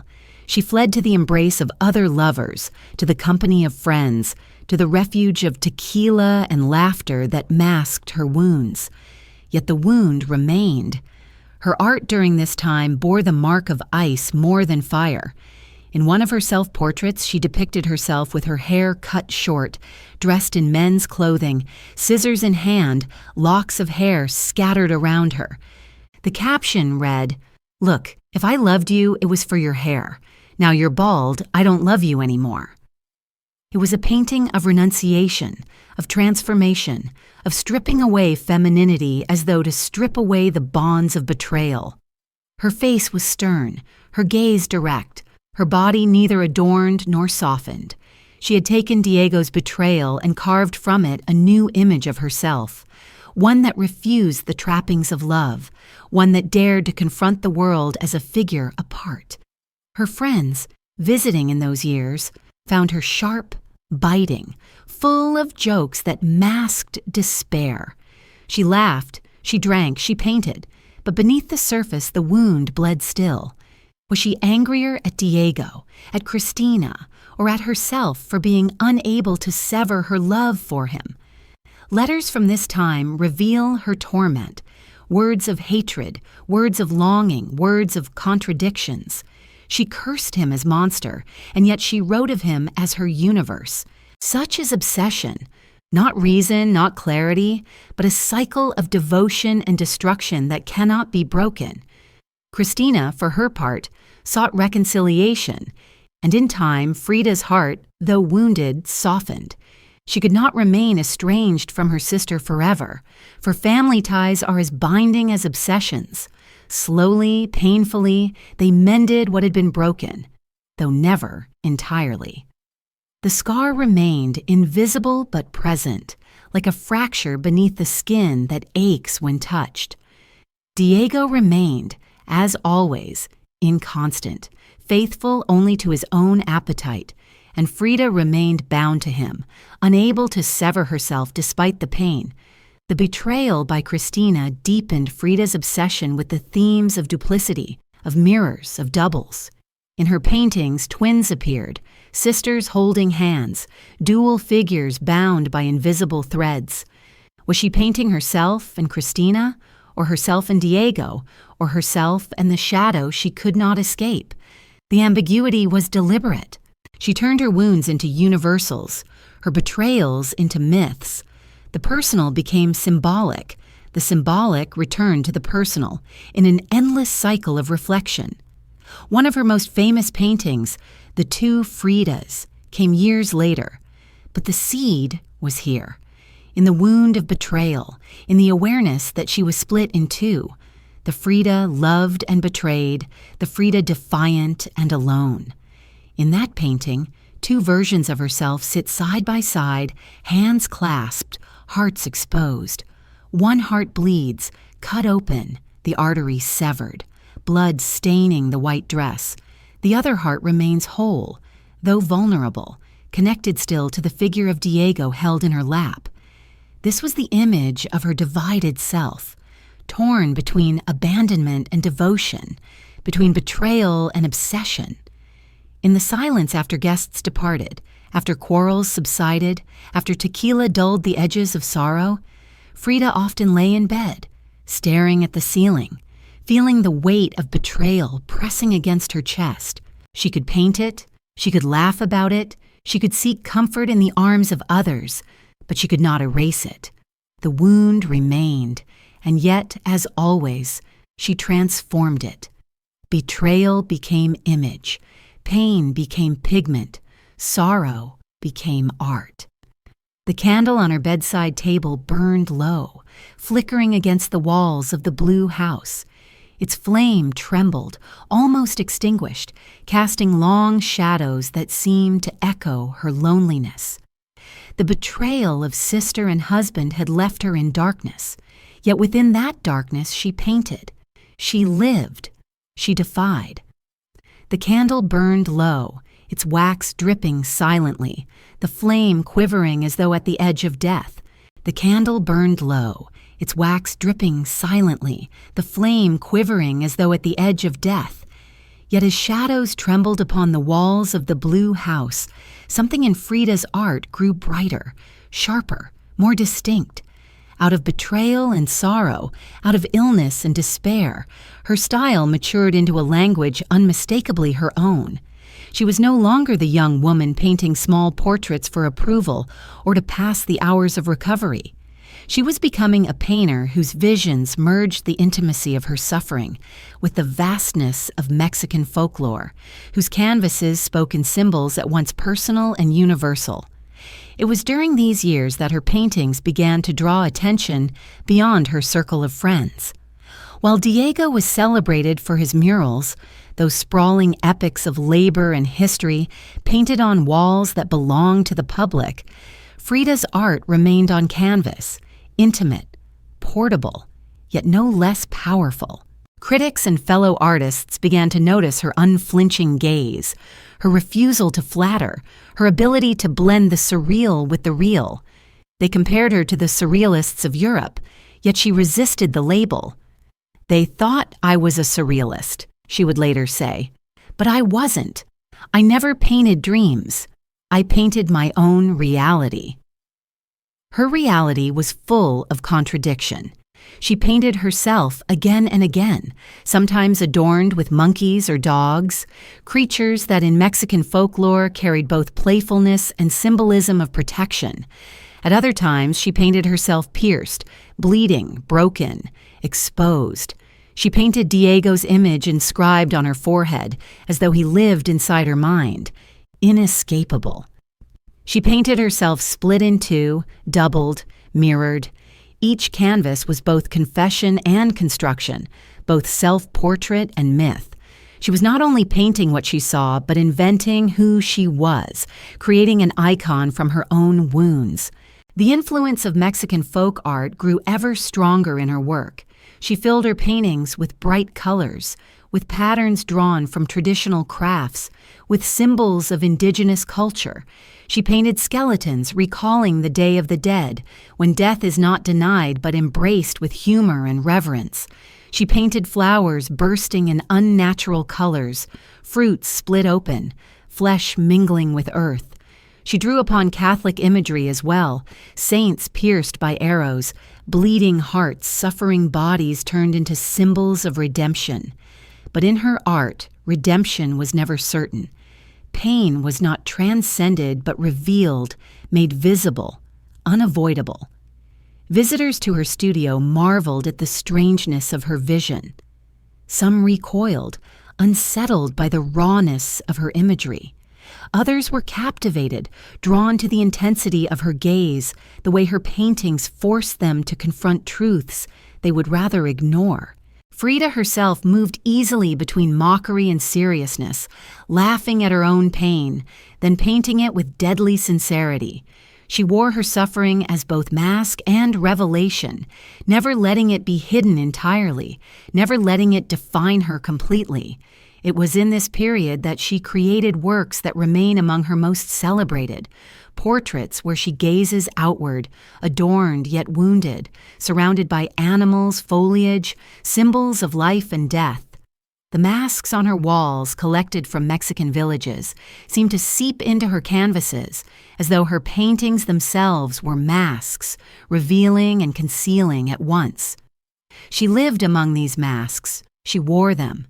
She painted them, always aware that identity is never singular, but layered, fractured, shifting. The recognition she began to receive did not soothe her inner turmoil. She was proud, yes, but also wary.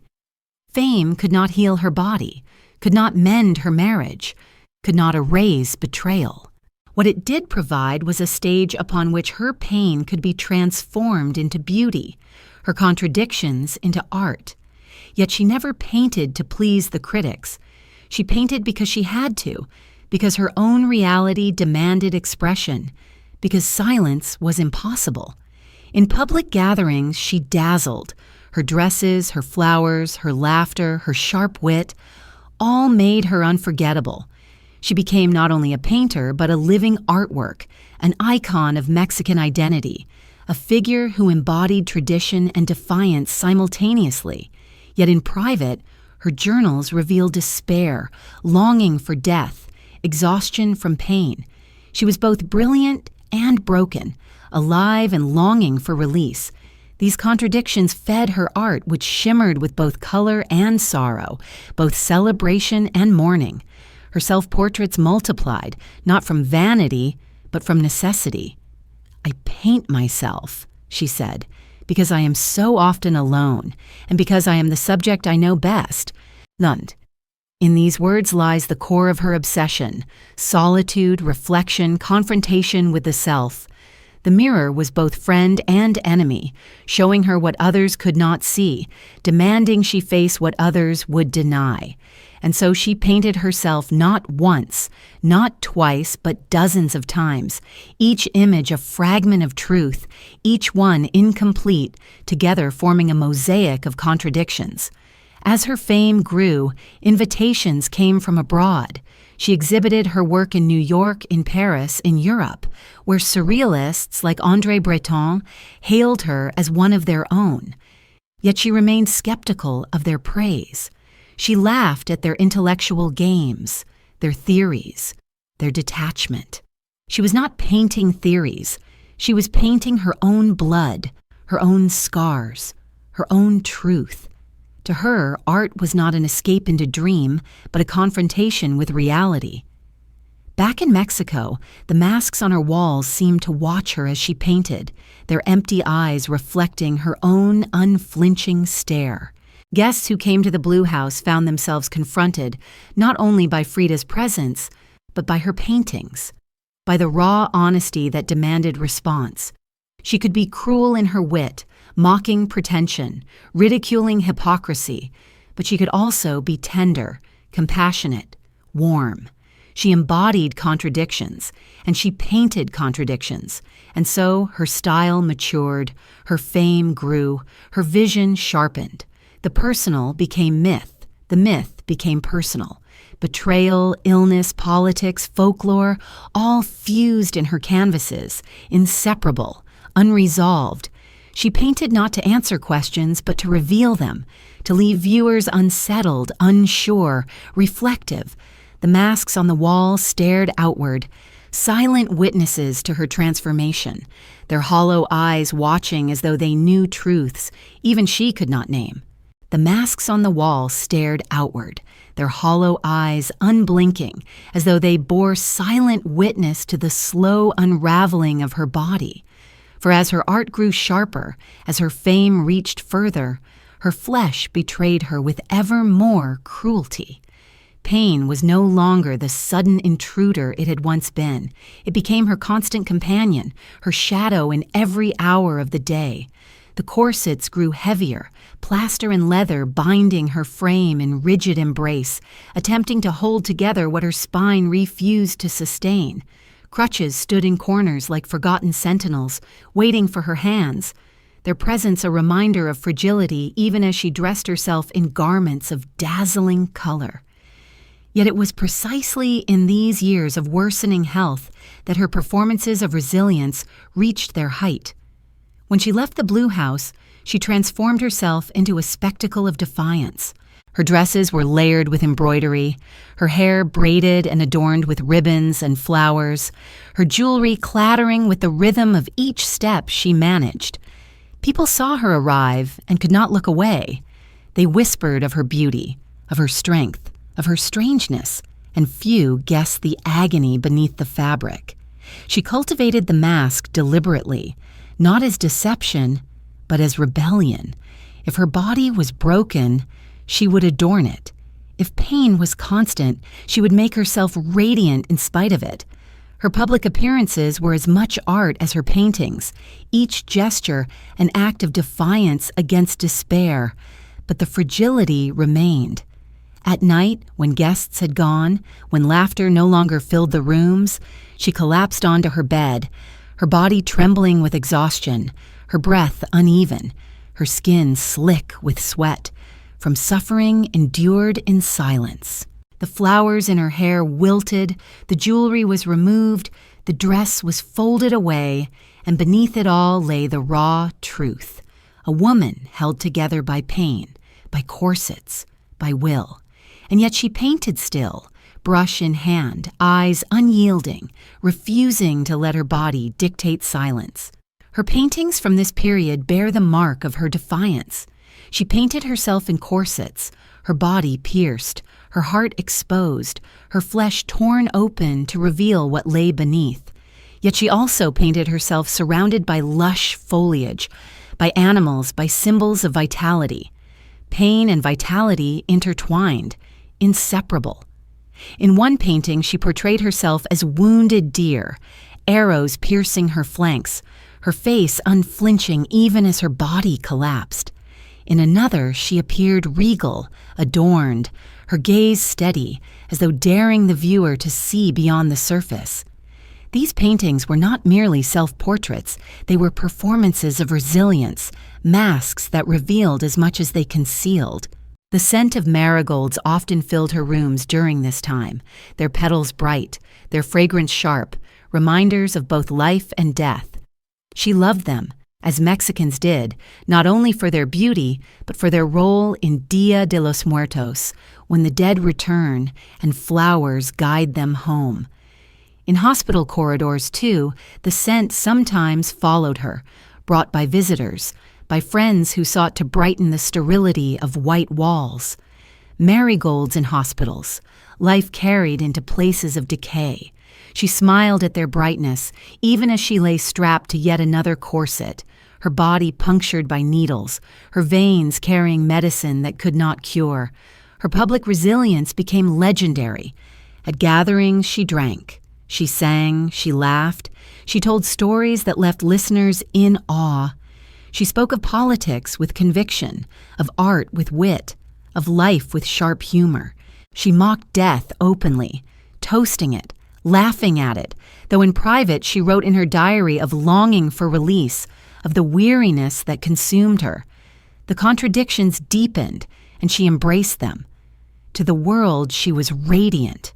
To herself, she was often broken, but she refused to offer the world only her brokenness. She gave it beauty wrapped around pain, defiance wrapped around despair. Diego watched her in these years with admiration and guilt. He marveled at her strength, her ability to endure, her brilliance as an artist, even as he continued his infidelities. She remained bound to him, unable to sever the tie, unwilling to surrender her obsession. Their quarrels continued, their reconciliations followed, their cycle remained unbroken, and through it all, she painted. Her art began to attract serious recognition abroad. Exhibitions in New York, Paris, and Mexico placed her alongside names of international renown. Surrealists admired her, though she insisted she painted reality, not dreams. Critics praised her originality, her intensity, her courage. She was no longer merely Diego's wife, no longer merely a curiosity. She was Frida Kahlo, a force in her own right, her art inseparable from her life inseparable from her art. And yet, for all the recognition, for all the acclaim, her body continued to betray her, her health deteriorating, her days marked by pain. It was during these years, too, that she became increasingly conscious of her role as symbol. She embraced her Mexicanness deliberately, adorning herself in indigenous dress, surrounding herself with folk art, filling her home with colors that declared her identity. She wanted to be not only an individual, but a representative of her culture, of her people, of the struggle for identity in a world dominated by foreign powers. Her art fused personal suffering with national pride, private wounds with public symbols. She was herself, but she was also Mexico, wounded and defiant, adorned and broken, laughing and grieving. In the hospital corridors, nurses whispered of her strangeness, of the flowers she wore even in bed, of the jewelry she refused to remove, of the colors she demanded in a place of white. They marveled at her resilience, at her insistence on dignity amid suffering. Some thought her eccentric, others admired her courage. But to Frida, it was not eccentricity, it was survival. If she surrendered the flowers, the colors, the performance, she feared she would surrender to despair itself. The faint scent of marigolds lingered in the corridor, mixed with the sterile smell of medicine, creating a strange harmony of life and death, beauty and decay. It followed her even in sleep, a reminder that she remained caught between worlds, alive yet shadowed by death, broken yet adorned, suffering yet radiant. The marigolds glowed faintly in the dim light, their petals fragile yet persistent, their fragrance drifting through the night air of the hospital corridor. The marigolds glowed faintly in the dim light, their petals fragile yet persistent, their fragrance drifting through the night air of the hospital corridor. From those blossoms of life, Frida's spirit seemed to draw strength, and strength for her was never a quiet possession, but a weapon, a declaration, a defiance. As her health faltered, her political convictions sharpened all the more, for she would not allow her body's weakness to silence her voice.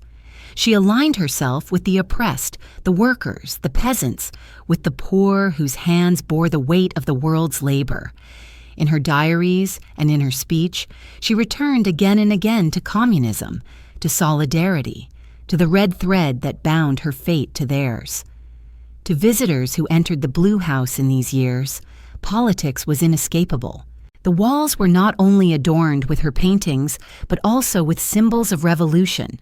Portraits of Lenin, Marx, and Stalin mingled with Mexican folk art, with masks and toys, with Diego's murals and her own canvases. Guests sat at long tables drinking tequila, arguing late into the night, their conversations filled with the urgency of a world slipping toward war and violence. Frida, even when weakened by illness, leaned forward into those debates, her voice sharp, her words passionate. She mocked cowardice, despised compromise, demanded clarity. Politics for her was not an abstraction. It was life and death, justice and betrayal, no different from the pain in her body or the wounds in her heart. Her art reflected these convictions, though always filtered through her own reality. In self-portraits, she held banners, inscribed words of solidarity, surrounded herself with symbols of Mexico's people.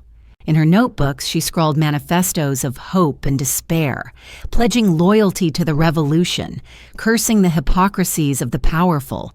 Her paintings of this time, though still centered upon herself, expanded into symbols of her country, her people, her ideals. She made herself not only a woman broken and adorned, but a vessel of political vision, a body turned into a banner. And yet the paradox deepened. Her body grew weaker, surgeries multiplied, amputations loomed, yet her voice grew sharper, her presence fiercer. She embodied strength precisely through weakness, power precisely through fragility. To see her arrive at political gatherings, carried sometimes by stretcher or supported by crutches, adorned still in flowers and bright garments, was to see the embodiment of resistance. She turned her suffering into a spectacle of defiance, her fragility into a weapon against despair. Diego, ever present and ever unfaithful, admired her courage even as he wounded her with new betrayals. Their marriage was a storm without end, yet in political life they often stood side by side, united in their convictions, if not in fidelity. Together they supported the cause of communism, though their paths sometimes diverged in detail and allegiance. Frida's loyalty was less to doctrine than to the spirit of the oppressed, to the workers whose lives she felt mirrored her own pain. She saw in their struggle a reflection of her own endurance, in their wounds a mirror of her body's scars. Her diaries from these years glow with contradictions. Prayers to political idols mingled with drawings of her own bleeding heart, proclamations of faith and revolution mingled with longings for death. She wrote of Stalin with devotion, of communism with hope, of solidarity with passion. Yet always beneath the words, her own reality returned, her pain, her longing, her obsession with Diego, her weariness of suffering. Politics and personal life fused for her as inseparably as art and pain. She could not speak of justice without speaking of her own wounds, could not paint herself without painting her country, could not live without embodying both contradiction and defiance. At public rallies she appeared when she could, supported by friends, sometimes carried on stretchers. The crowds greeted her with admiration, seeing in her a symbol of strength, a saint of defiance, a woman whose suffering became courage. She raised her voice for causes greater than herself, even as her breath faltered, even as her heart whispered its exhaustion. For her, silence was impossible. To live was to speak, to paint, to defy. And yet in private she returned to her diary with words of despair, drawings of death, longings for release. She wrote of wanting the end, of being tired of suffering, of longing for oblivion. The paradox remained. In public she was fierce, in private she was weary. But perhaps the paradox was the point. To be both at once was her truth, her art, her defiance. Visitors to the Blue House remembered evenings when she, confined to bed, led conversations that filled the room with laughter and debate. She raised her glass in toasts, mocked hypocrisy with sharp jokes, demanded songs and music, all while her body trembled beneath the blankets. Those who did not know might think her strong, invincible. Those who looked closer saw the frailty, the exhaustion. Both were true. Both were Frida. The sound of distant chanting often reached her ears during those years, carried by wind from demonstrations and gatherings in the city. Workers marching, voices raised in unison, banners waving. Frida listened, sometimes from her garden, sometimes from her bed, her eyes shining with tears she did not hide. She felt herself among them, even when her body kept her apart. Their voices were her voice, their struggle her struggle. Her paintings, her presence, her words, all became part of that chorus, fragile yet fierce, broken yet unyielding. And so her strength was paradox, her weakness a form of weapon. The more her body failed, the more radiant her presence became. The more surgeries scarred her, the more she adorned herself. The more despair whispered within, the louder she laughed in public. She lived contradiction not as failure but as art, as politics, as truth. The sound of distant chanting carried by wind lingered in her garden, fading into the night, echoing faintly against the blue walls of her house. The sound of distant chanting carried by wind lingered in her garden, fading into the night, echoing faintly against the blue walls of her house. When the air grew still again, it left behind the silence of an old wound reopened. For even as Frida gave herself to causes greater than her own life, she could not escape the storm of Diego's betrayals, which returned with a force that left her heart torn between fury and longing. His affairs were many, and though she had learned to expect them, each still struck with the sting of fresh betrayal. Sometimes she raged, throwing words and objects alike, her voice echoing through the house in the dark. Sometimes she retreated into silence, painting her sorrow with brushes dipped in both defiance and grief. Yet always, as if bound by a thread that could not be cut, she returned to him, and he to her, in a cycle of destruction and reconciliation that became the rhythm of their years. The greatest wound had been his affair with her sister Christina, but others followed, whispered by neighbors, confirmed by the hush of lovers passing through. Frida herself sought solace in other arms, with both men and women, yet she knew her own affairs were never the same as his. For hers were rebellions, attempts to reclaim her dignity, to remind herself that she was desirable despite her broken body. His were inevitabilities, as unstoppable as his appetite for food or work, and perhaps as thoughtless. She loved him still, though love had long ago ceased to be tender. It was obsession, it was torment, it was devotion that consumed as much as it sustained. The quarrels grew fierce. The walls of their homes bore witness to shouting, to objects hurled in anger, to tears shed in silence. At times they separated, their lives pulling apart, their union dissolving in paper as it could not dissolve in spirit. In 1939 they divorced, and for a moment it seemed the storm had finally torn them asunder. Frida, in letters and paintings, expressed both relief and despair. She cut her hair short, donned men's clothing, declared her independence in words sharp as blades. In her painting, Self-Portrait with Cropped Hair, she sits in a chair, hair scattered on the floor around her, scissors still in hand, singing words scrawled above. Look, if I loved you, it was for your hair. Now that you're bald, I love you no more. It was defiance, yes, but also mourning, a declaration of strength intertwined with loss. In this period of separation, her art grew even more intense, as though to prove she was whole even without him.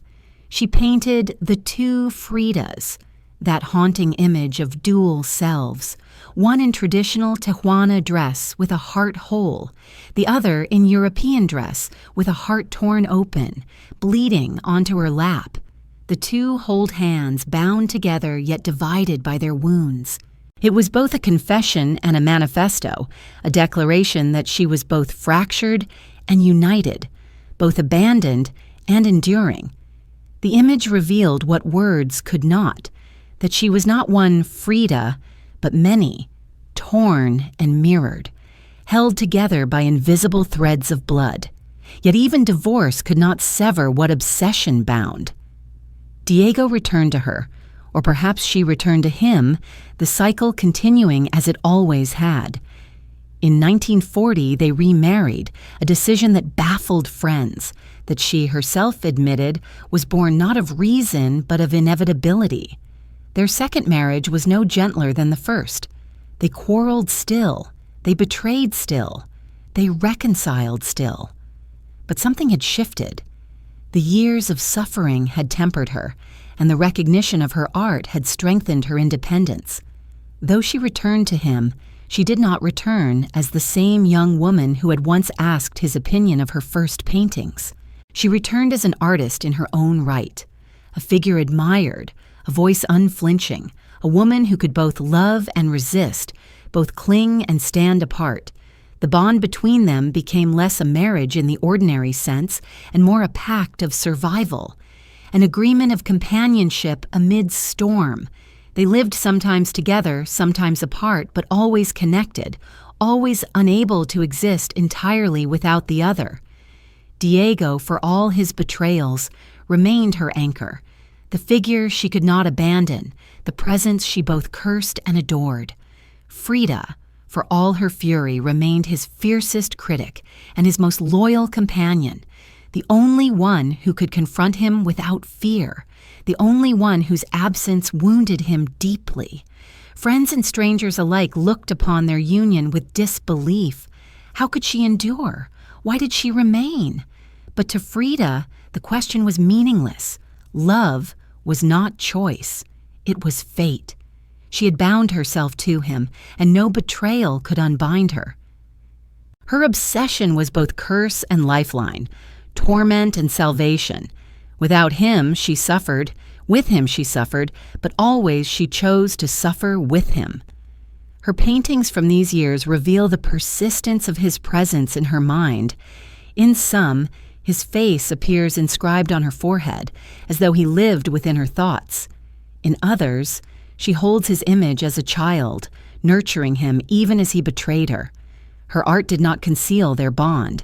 It proclaimed it, declared it, revealed it in symbols both tender and violent.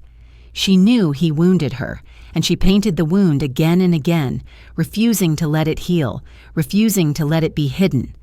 At night, when quarrels subsided, when silence returned, they sometimes sat together in the quiet, two chairs side by side, unoccupied by conversation, filled only by presence. No words needed.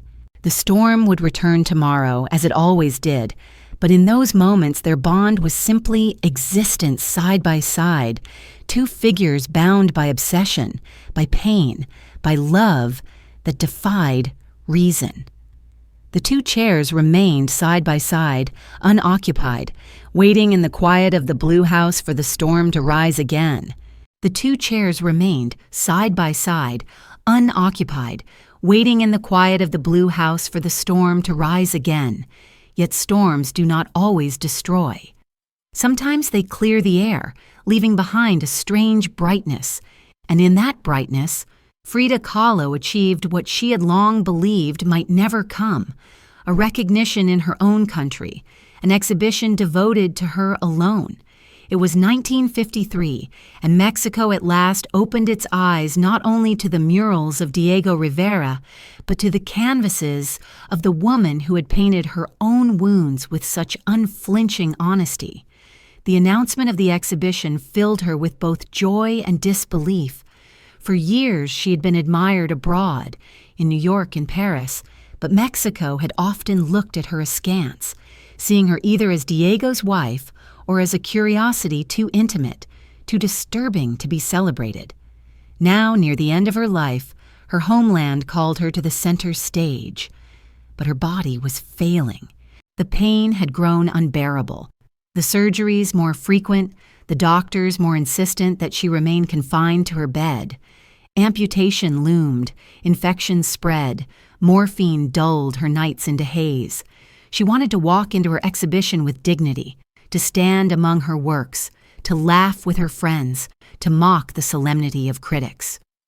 But her legs betrayed her. She could not stand, could not walk, could not even endure long hours seated. Many assumed she would not attend, that her exhibition would open without her presence. Frida had other plans. She refused absence, refused silence. If her body could not carry her, her will would. On the day of the opening, a bed was carried into the gallery, placed in the center of the room, surrounded by her paintings. Visitors gasped when they entered, for there she lay, adorned in her Tijuana dress, flowers in her hair, jewelry glittering, her face alight with defiance. She laughed, she sang, she welcomed guests from her bed as though it were a throne. The room filled with admiration, with shock, with tears. Critics wrote of the unforgettable sight, an artist who turned even immobility into spectacle, who made her broken body part of the exhibition itself, who transformed suffering into triumph. For Frida, it was a moment of vindication. She was no longer Diego's wife, overshadowed by his murals. She was Frida Kahlo, painter of pain and defiance, celebrated by her own people. She raised her glass from her bed, toasted to life, to art, to Mexico, mocking death even as it hovered near. The applause of the crowd filled the gallery, echoing against the walls, a sound she had longed to hear in her homeland. It was triumph, yes, but also irony. For what kind of triumph is it to lie in bed, body failing, adored by the world too late to ease one's suffering? Yet Frida embraced the contradiction, as she always had. She laughed through her pain, sang through her weakness, adorned herself in flowers as her body decayed. She turned tragedy into performance, and performance into art. Those who visited her bed that day never forgot the sight. Some wept openly, moved by the courage that lay before them. Others whispered of her defiance, her audacity, her refusal to submit. She was more than painter that day. She was icon, saint, goddess, martyr. Though she herself mocked all such titles, she was simply Frida, doing what she had always done, turning reality, however cruel, into art. Her paintings hung around her, each a fragment of her soul, self-portraits of bleeding hearts, of broken columns, of monkeys and flowers, of Diego inscribed upon her forehead, of Mexico intertwined with her own flesh. The exhibition was not merely art on walls. It was her life made visible, her pain transformed into color, her obsessions into symbols. Visitors walked among them as though walking through her body, her memories, her contradictions. And at the center of it all lay the artist herself, smiling, laughing, unflinching. The applause lingered in the gallery long after the night ended. Friends carried her back to the blue house, her body exhausted, her spirit alight. In the days that followed, she returned again and again in memory to that night, savoring the recognition, the triumph, the vindication. For though she longed for release from suffering, she also longed to be remembered, to leave behind not only paintings, but a legacy of defiance. In her diary, she wrote with both joy and sorrow. She celebrated the exhibition, the love of her friends, the recognition of her homeland. She also confessed her exhaustion, her longing for death, her weariness of endless pain. The contradictions remained, as they always did, triumph and despair, joy and agony, life and death. And so the exhibition of 1953 became one of the most iconic moments of her life. It was not merely an event of art, it was a performance of existence, a declaration that she would not be silenced, not by illness, not by death. Even confined to bed, she would appear, she would laugh, she would drink, she would triumph. The applause that filled the gallery lingered in her ears, echoing in the silence of her room at night, dissolving slowly into quiet as the candles burned low. The applause that filled the gallery lingered in her ears, echoing in the silence of her room at night, dissolving slowly into quiet as the candles burned low. When the last echoes faded, there remained only the truth of her failing body, the inexorable decline that no triumph could forestall. The exhibition of 1953 had been her defiance, her performance of life against death, But death had not been fooled. It circled her more closely now, whispering in the shadows of the blue house, visible in the tremor of her hands, audible in the uneven rhythm of her breath. Her leg, already weakened by polio, already scarred by the bus accident, now turned gangrenous. The doctors, solemn and weary, urged amputation. Frida resisted at first, terrified, furious, unwilling to surrender another piece of herself. But the infection spread, the pain intensified, and finally the decision was forced. In 1953, her right leg was amputated below the knee. When she awoke and saw the space where her limb had been, she wept with a despair she had seldom shown, even in her darkest hours. "Feet," she wrote later in her diary, "what do I need you for when I have wings to fly?" It was bravado, defiance, a mask of strength. But beneath it lay grief, a grief that deepened her longing for death, her sense of being trapped in a body that betrayed her at every turn. Morphine became her constant companion. The small glass vials, the syringes, the bitter taste of medicine on her tongue. These became as familiar as her brushes. The drug dulled her pain, but also blurred her thoughts, carrying her into haze, into strange half-dreams that mingled with her waking visions. In her diary, the entries of these years grew more chaotic. Pages filled with bursts of color, with hearts and flowers, with figures of Stalin and other political idols, with words of love and despair scribbled in uneven hand. The diary became not only record but confession, not only confession but painting in ink and thought. It was a place where her contradictions spilled unchecked. Declarations of love for Diego, curses against him, oaths of loyalty to communism, cries for death, prayers for life. Her friends who visited during these final years found her both radiant and haunted. Sometimes she greeted them with laughter, with songs, with toasts of tequila raised from her bed.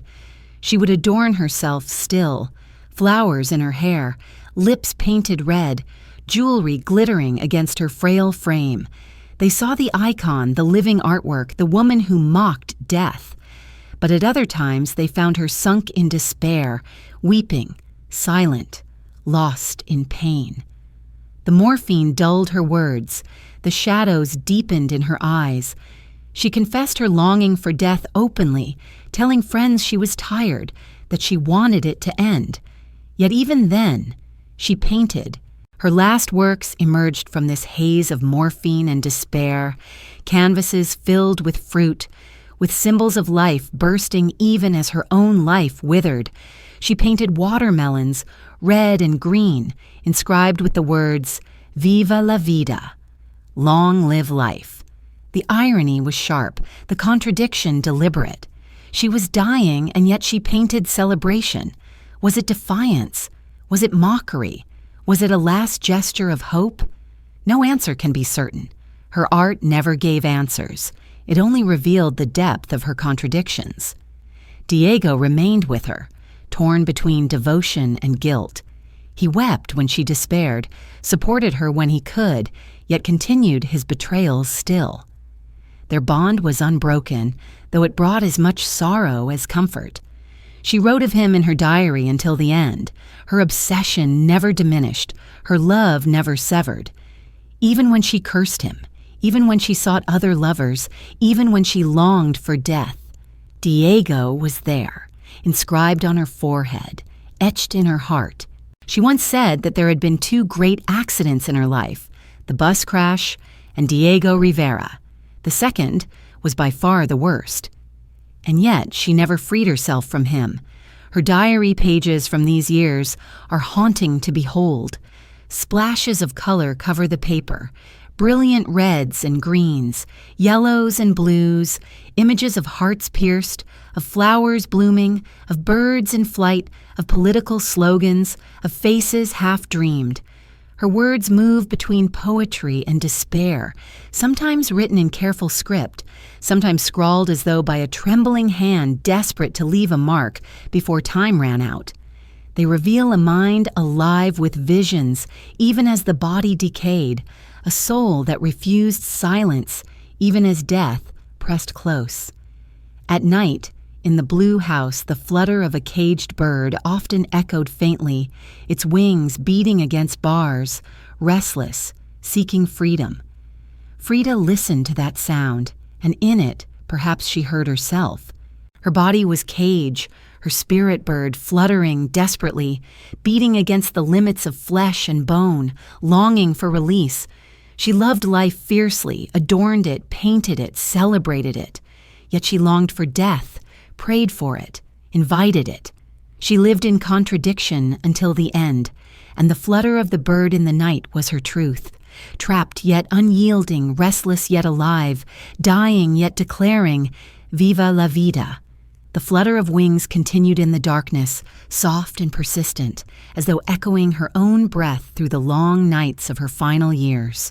The flutter of wings continued in the darkness, soft and persistent, as though echoing her own breath through the long nights of her final years. Out of that restlessness came the final images she would leave behind, the last gestures of her hand before silence claimed her. Among these, one painting stood apart, simple in subject yet immense in meaning. It was not a self-portrait pierced with nails, not a canvas filled with corsets or broken spines, not a vision of betrayal or despair.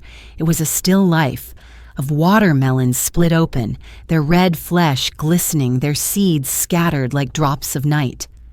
Upon one of the slices she inscribed the words, "Viva la vida, long live life." The choice of watermelon was no accident.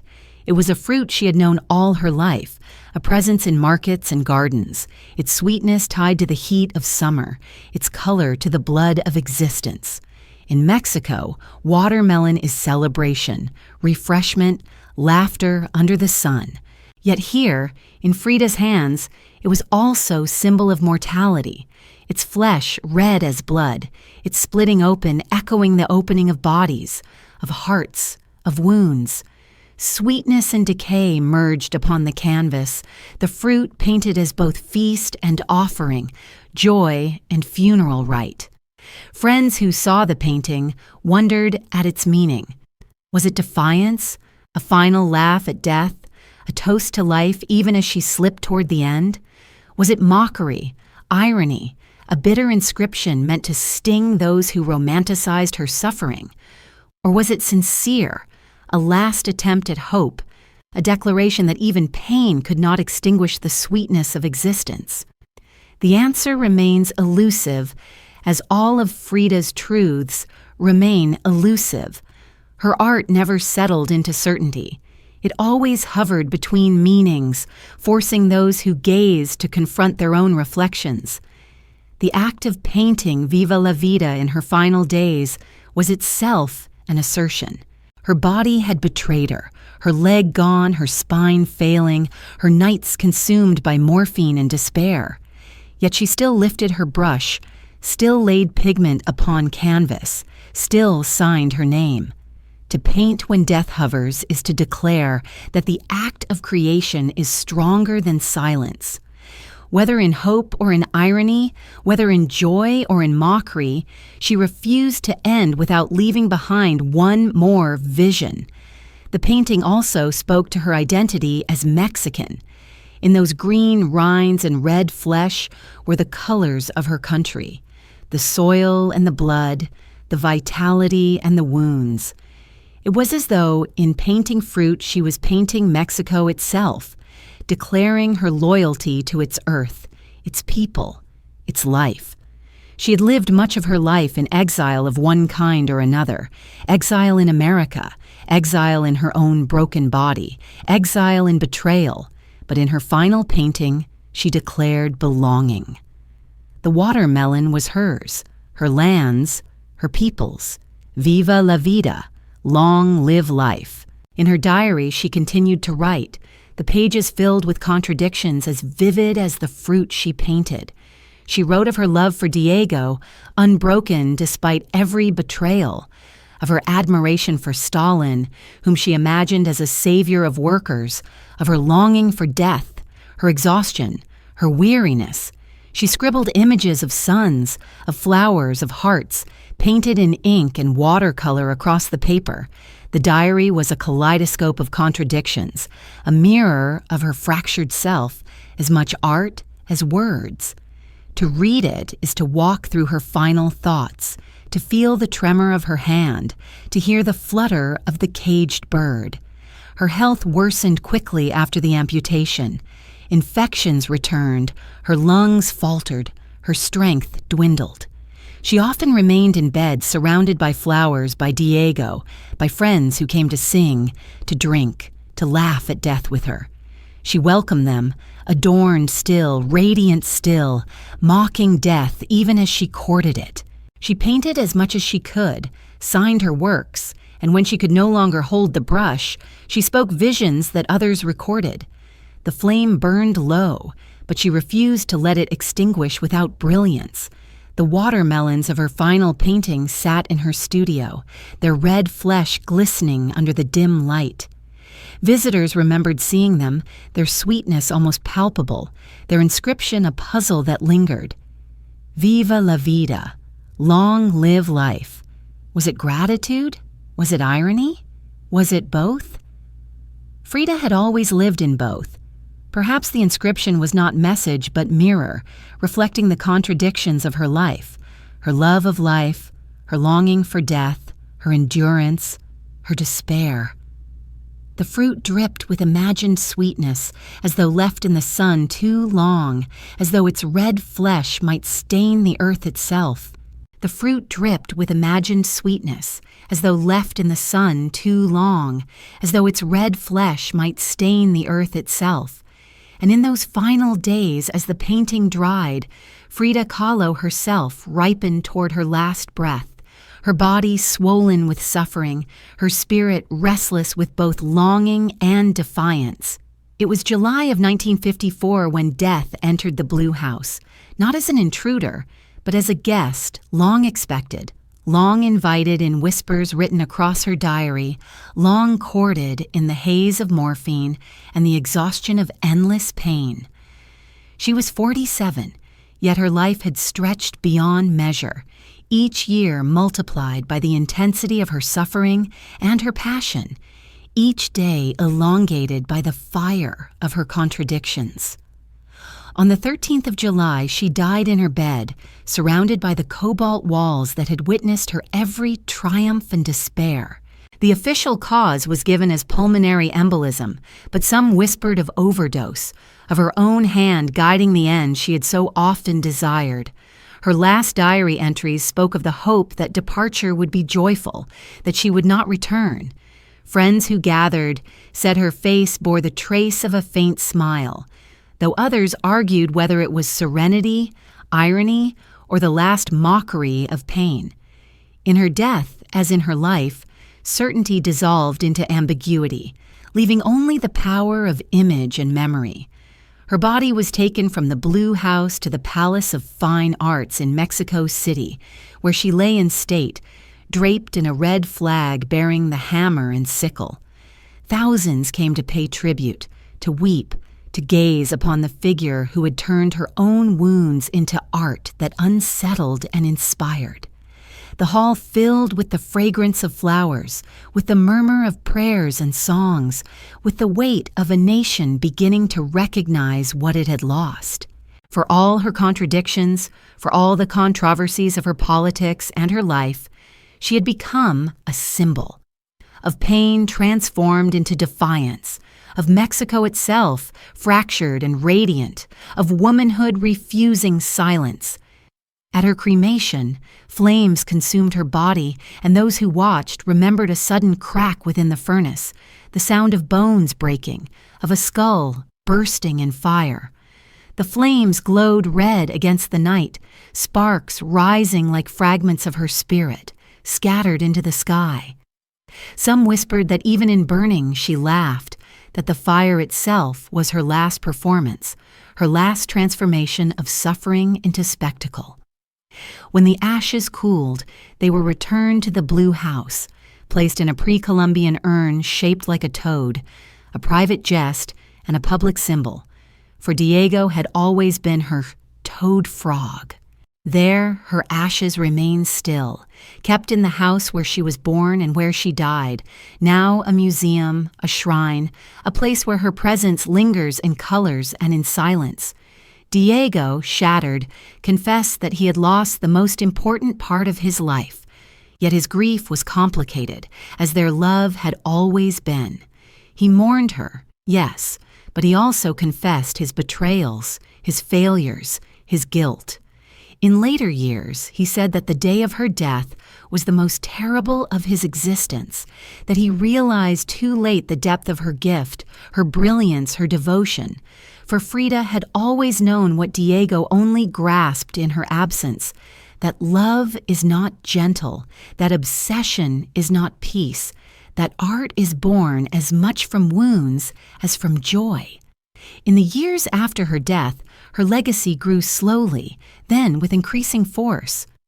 At first, she was remembered in the shadow of Diego Rivera, her paintings admired, but not yet elevated. But as decades passed, her art began to speak more urgently to new generations. The intimate honesty of her self-portraits, the blending of personal pain with cultural identity, the fearless confrontation with body, gender, and suffering, all resonated with those who sought truth rather than beauty alone. She became an icon not only of art, but of defiance, of feminism, of Mexicanidad, of resilience. Her face, with its joined brows and steady gaze, became one of the most recognized images of the 20th century. Yet the question remains, do we remember her for her art or for her wounds? Her paintings are inseparable from her suffering inseparable from her love inseparable from her politics. To disentangle them is to falsify her. Perhaps she knew this. Perhaps she wanted it so. She did not hide her contradictions. She placed them on canvas, offered them to the world, demanded that we see them. And so we remember her as all of it at once, the painter of pain, the lover obsessed, the woman adorned in flowers, the patient confined to corsets, the communist raising her voice, the betrayed wife, the laughing hostess, the broken child, the triumphant icon. In the quiet rooms of the Blue House today, her presence lingers. Her brushes rest in jars clouded with pigment. Her bed with its canopy mirror remains. Her dresses hang vibrant with embroidery. Her diaries lie open with pages of color and despair. Visitors walk through those rooms in silence, hearing faint echoes, the laughter of friends, the quarrels of lovers, the flutter of a bird in a cage at night.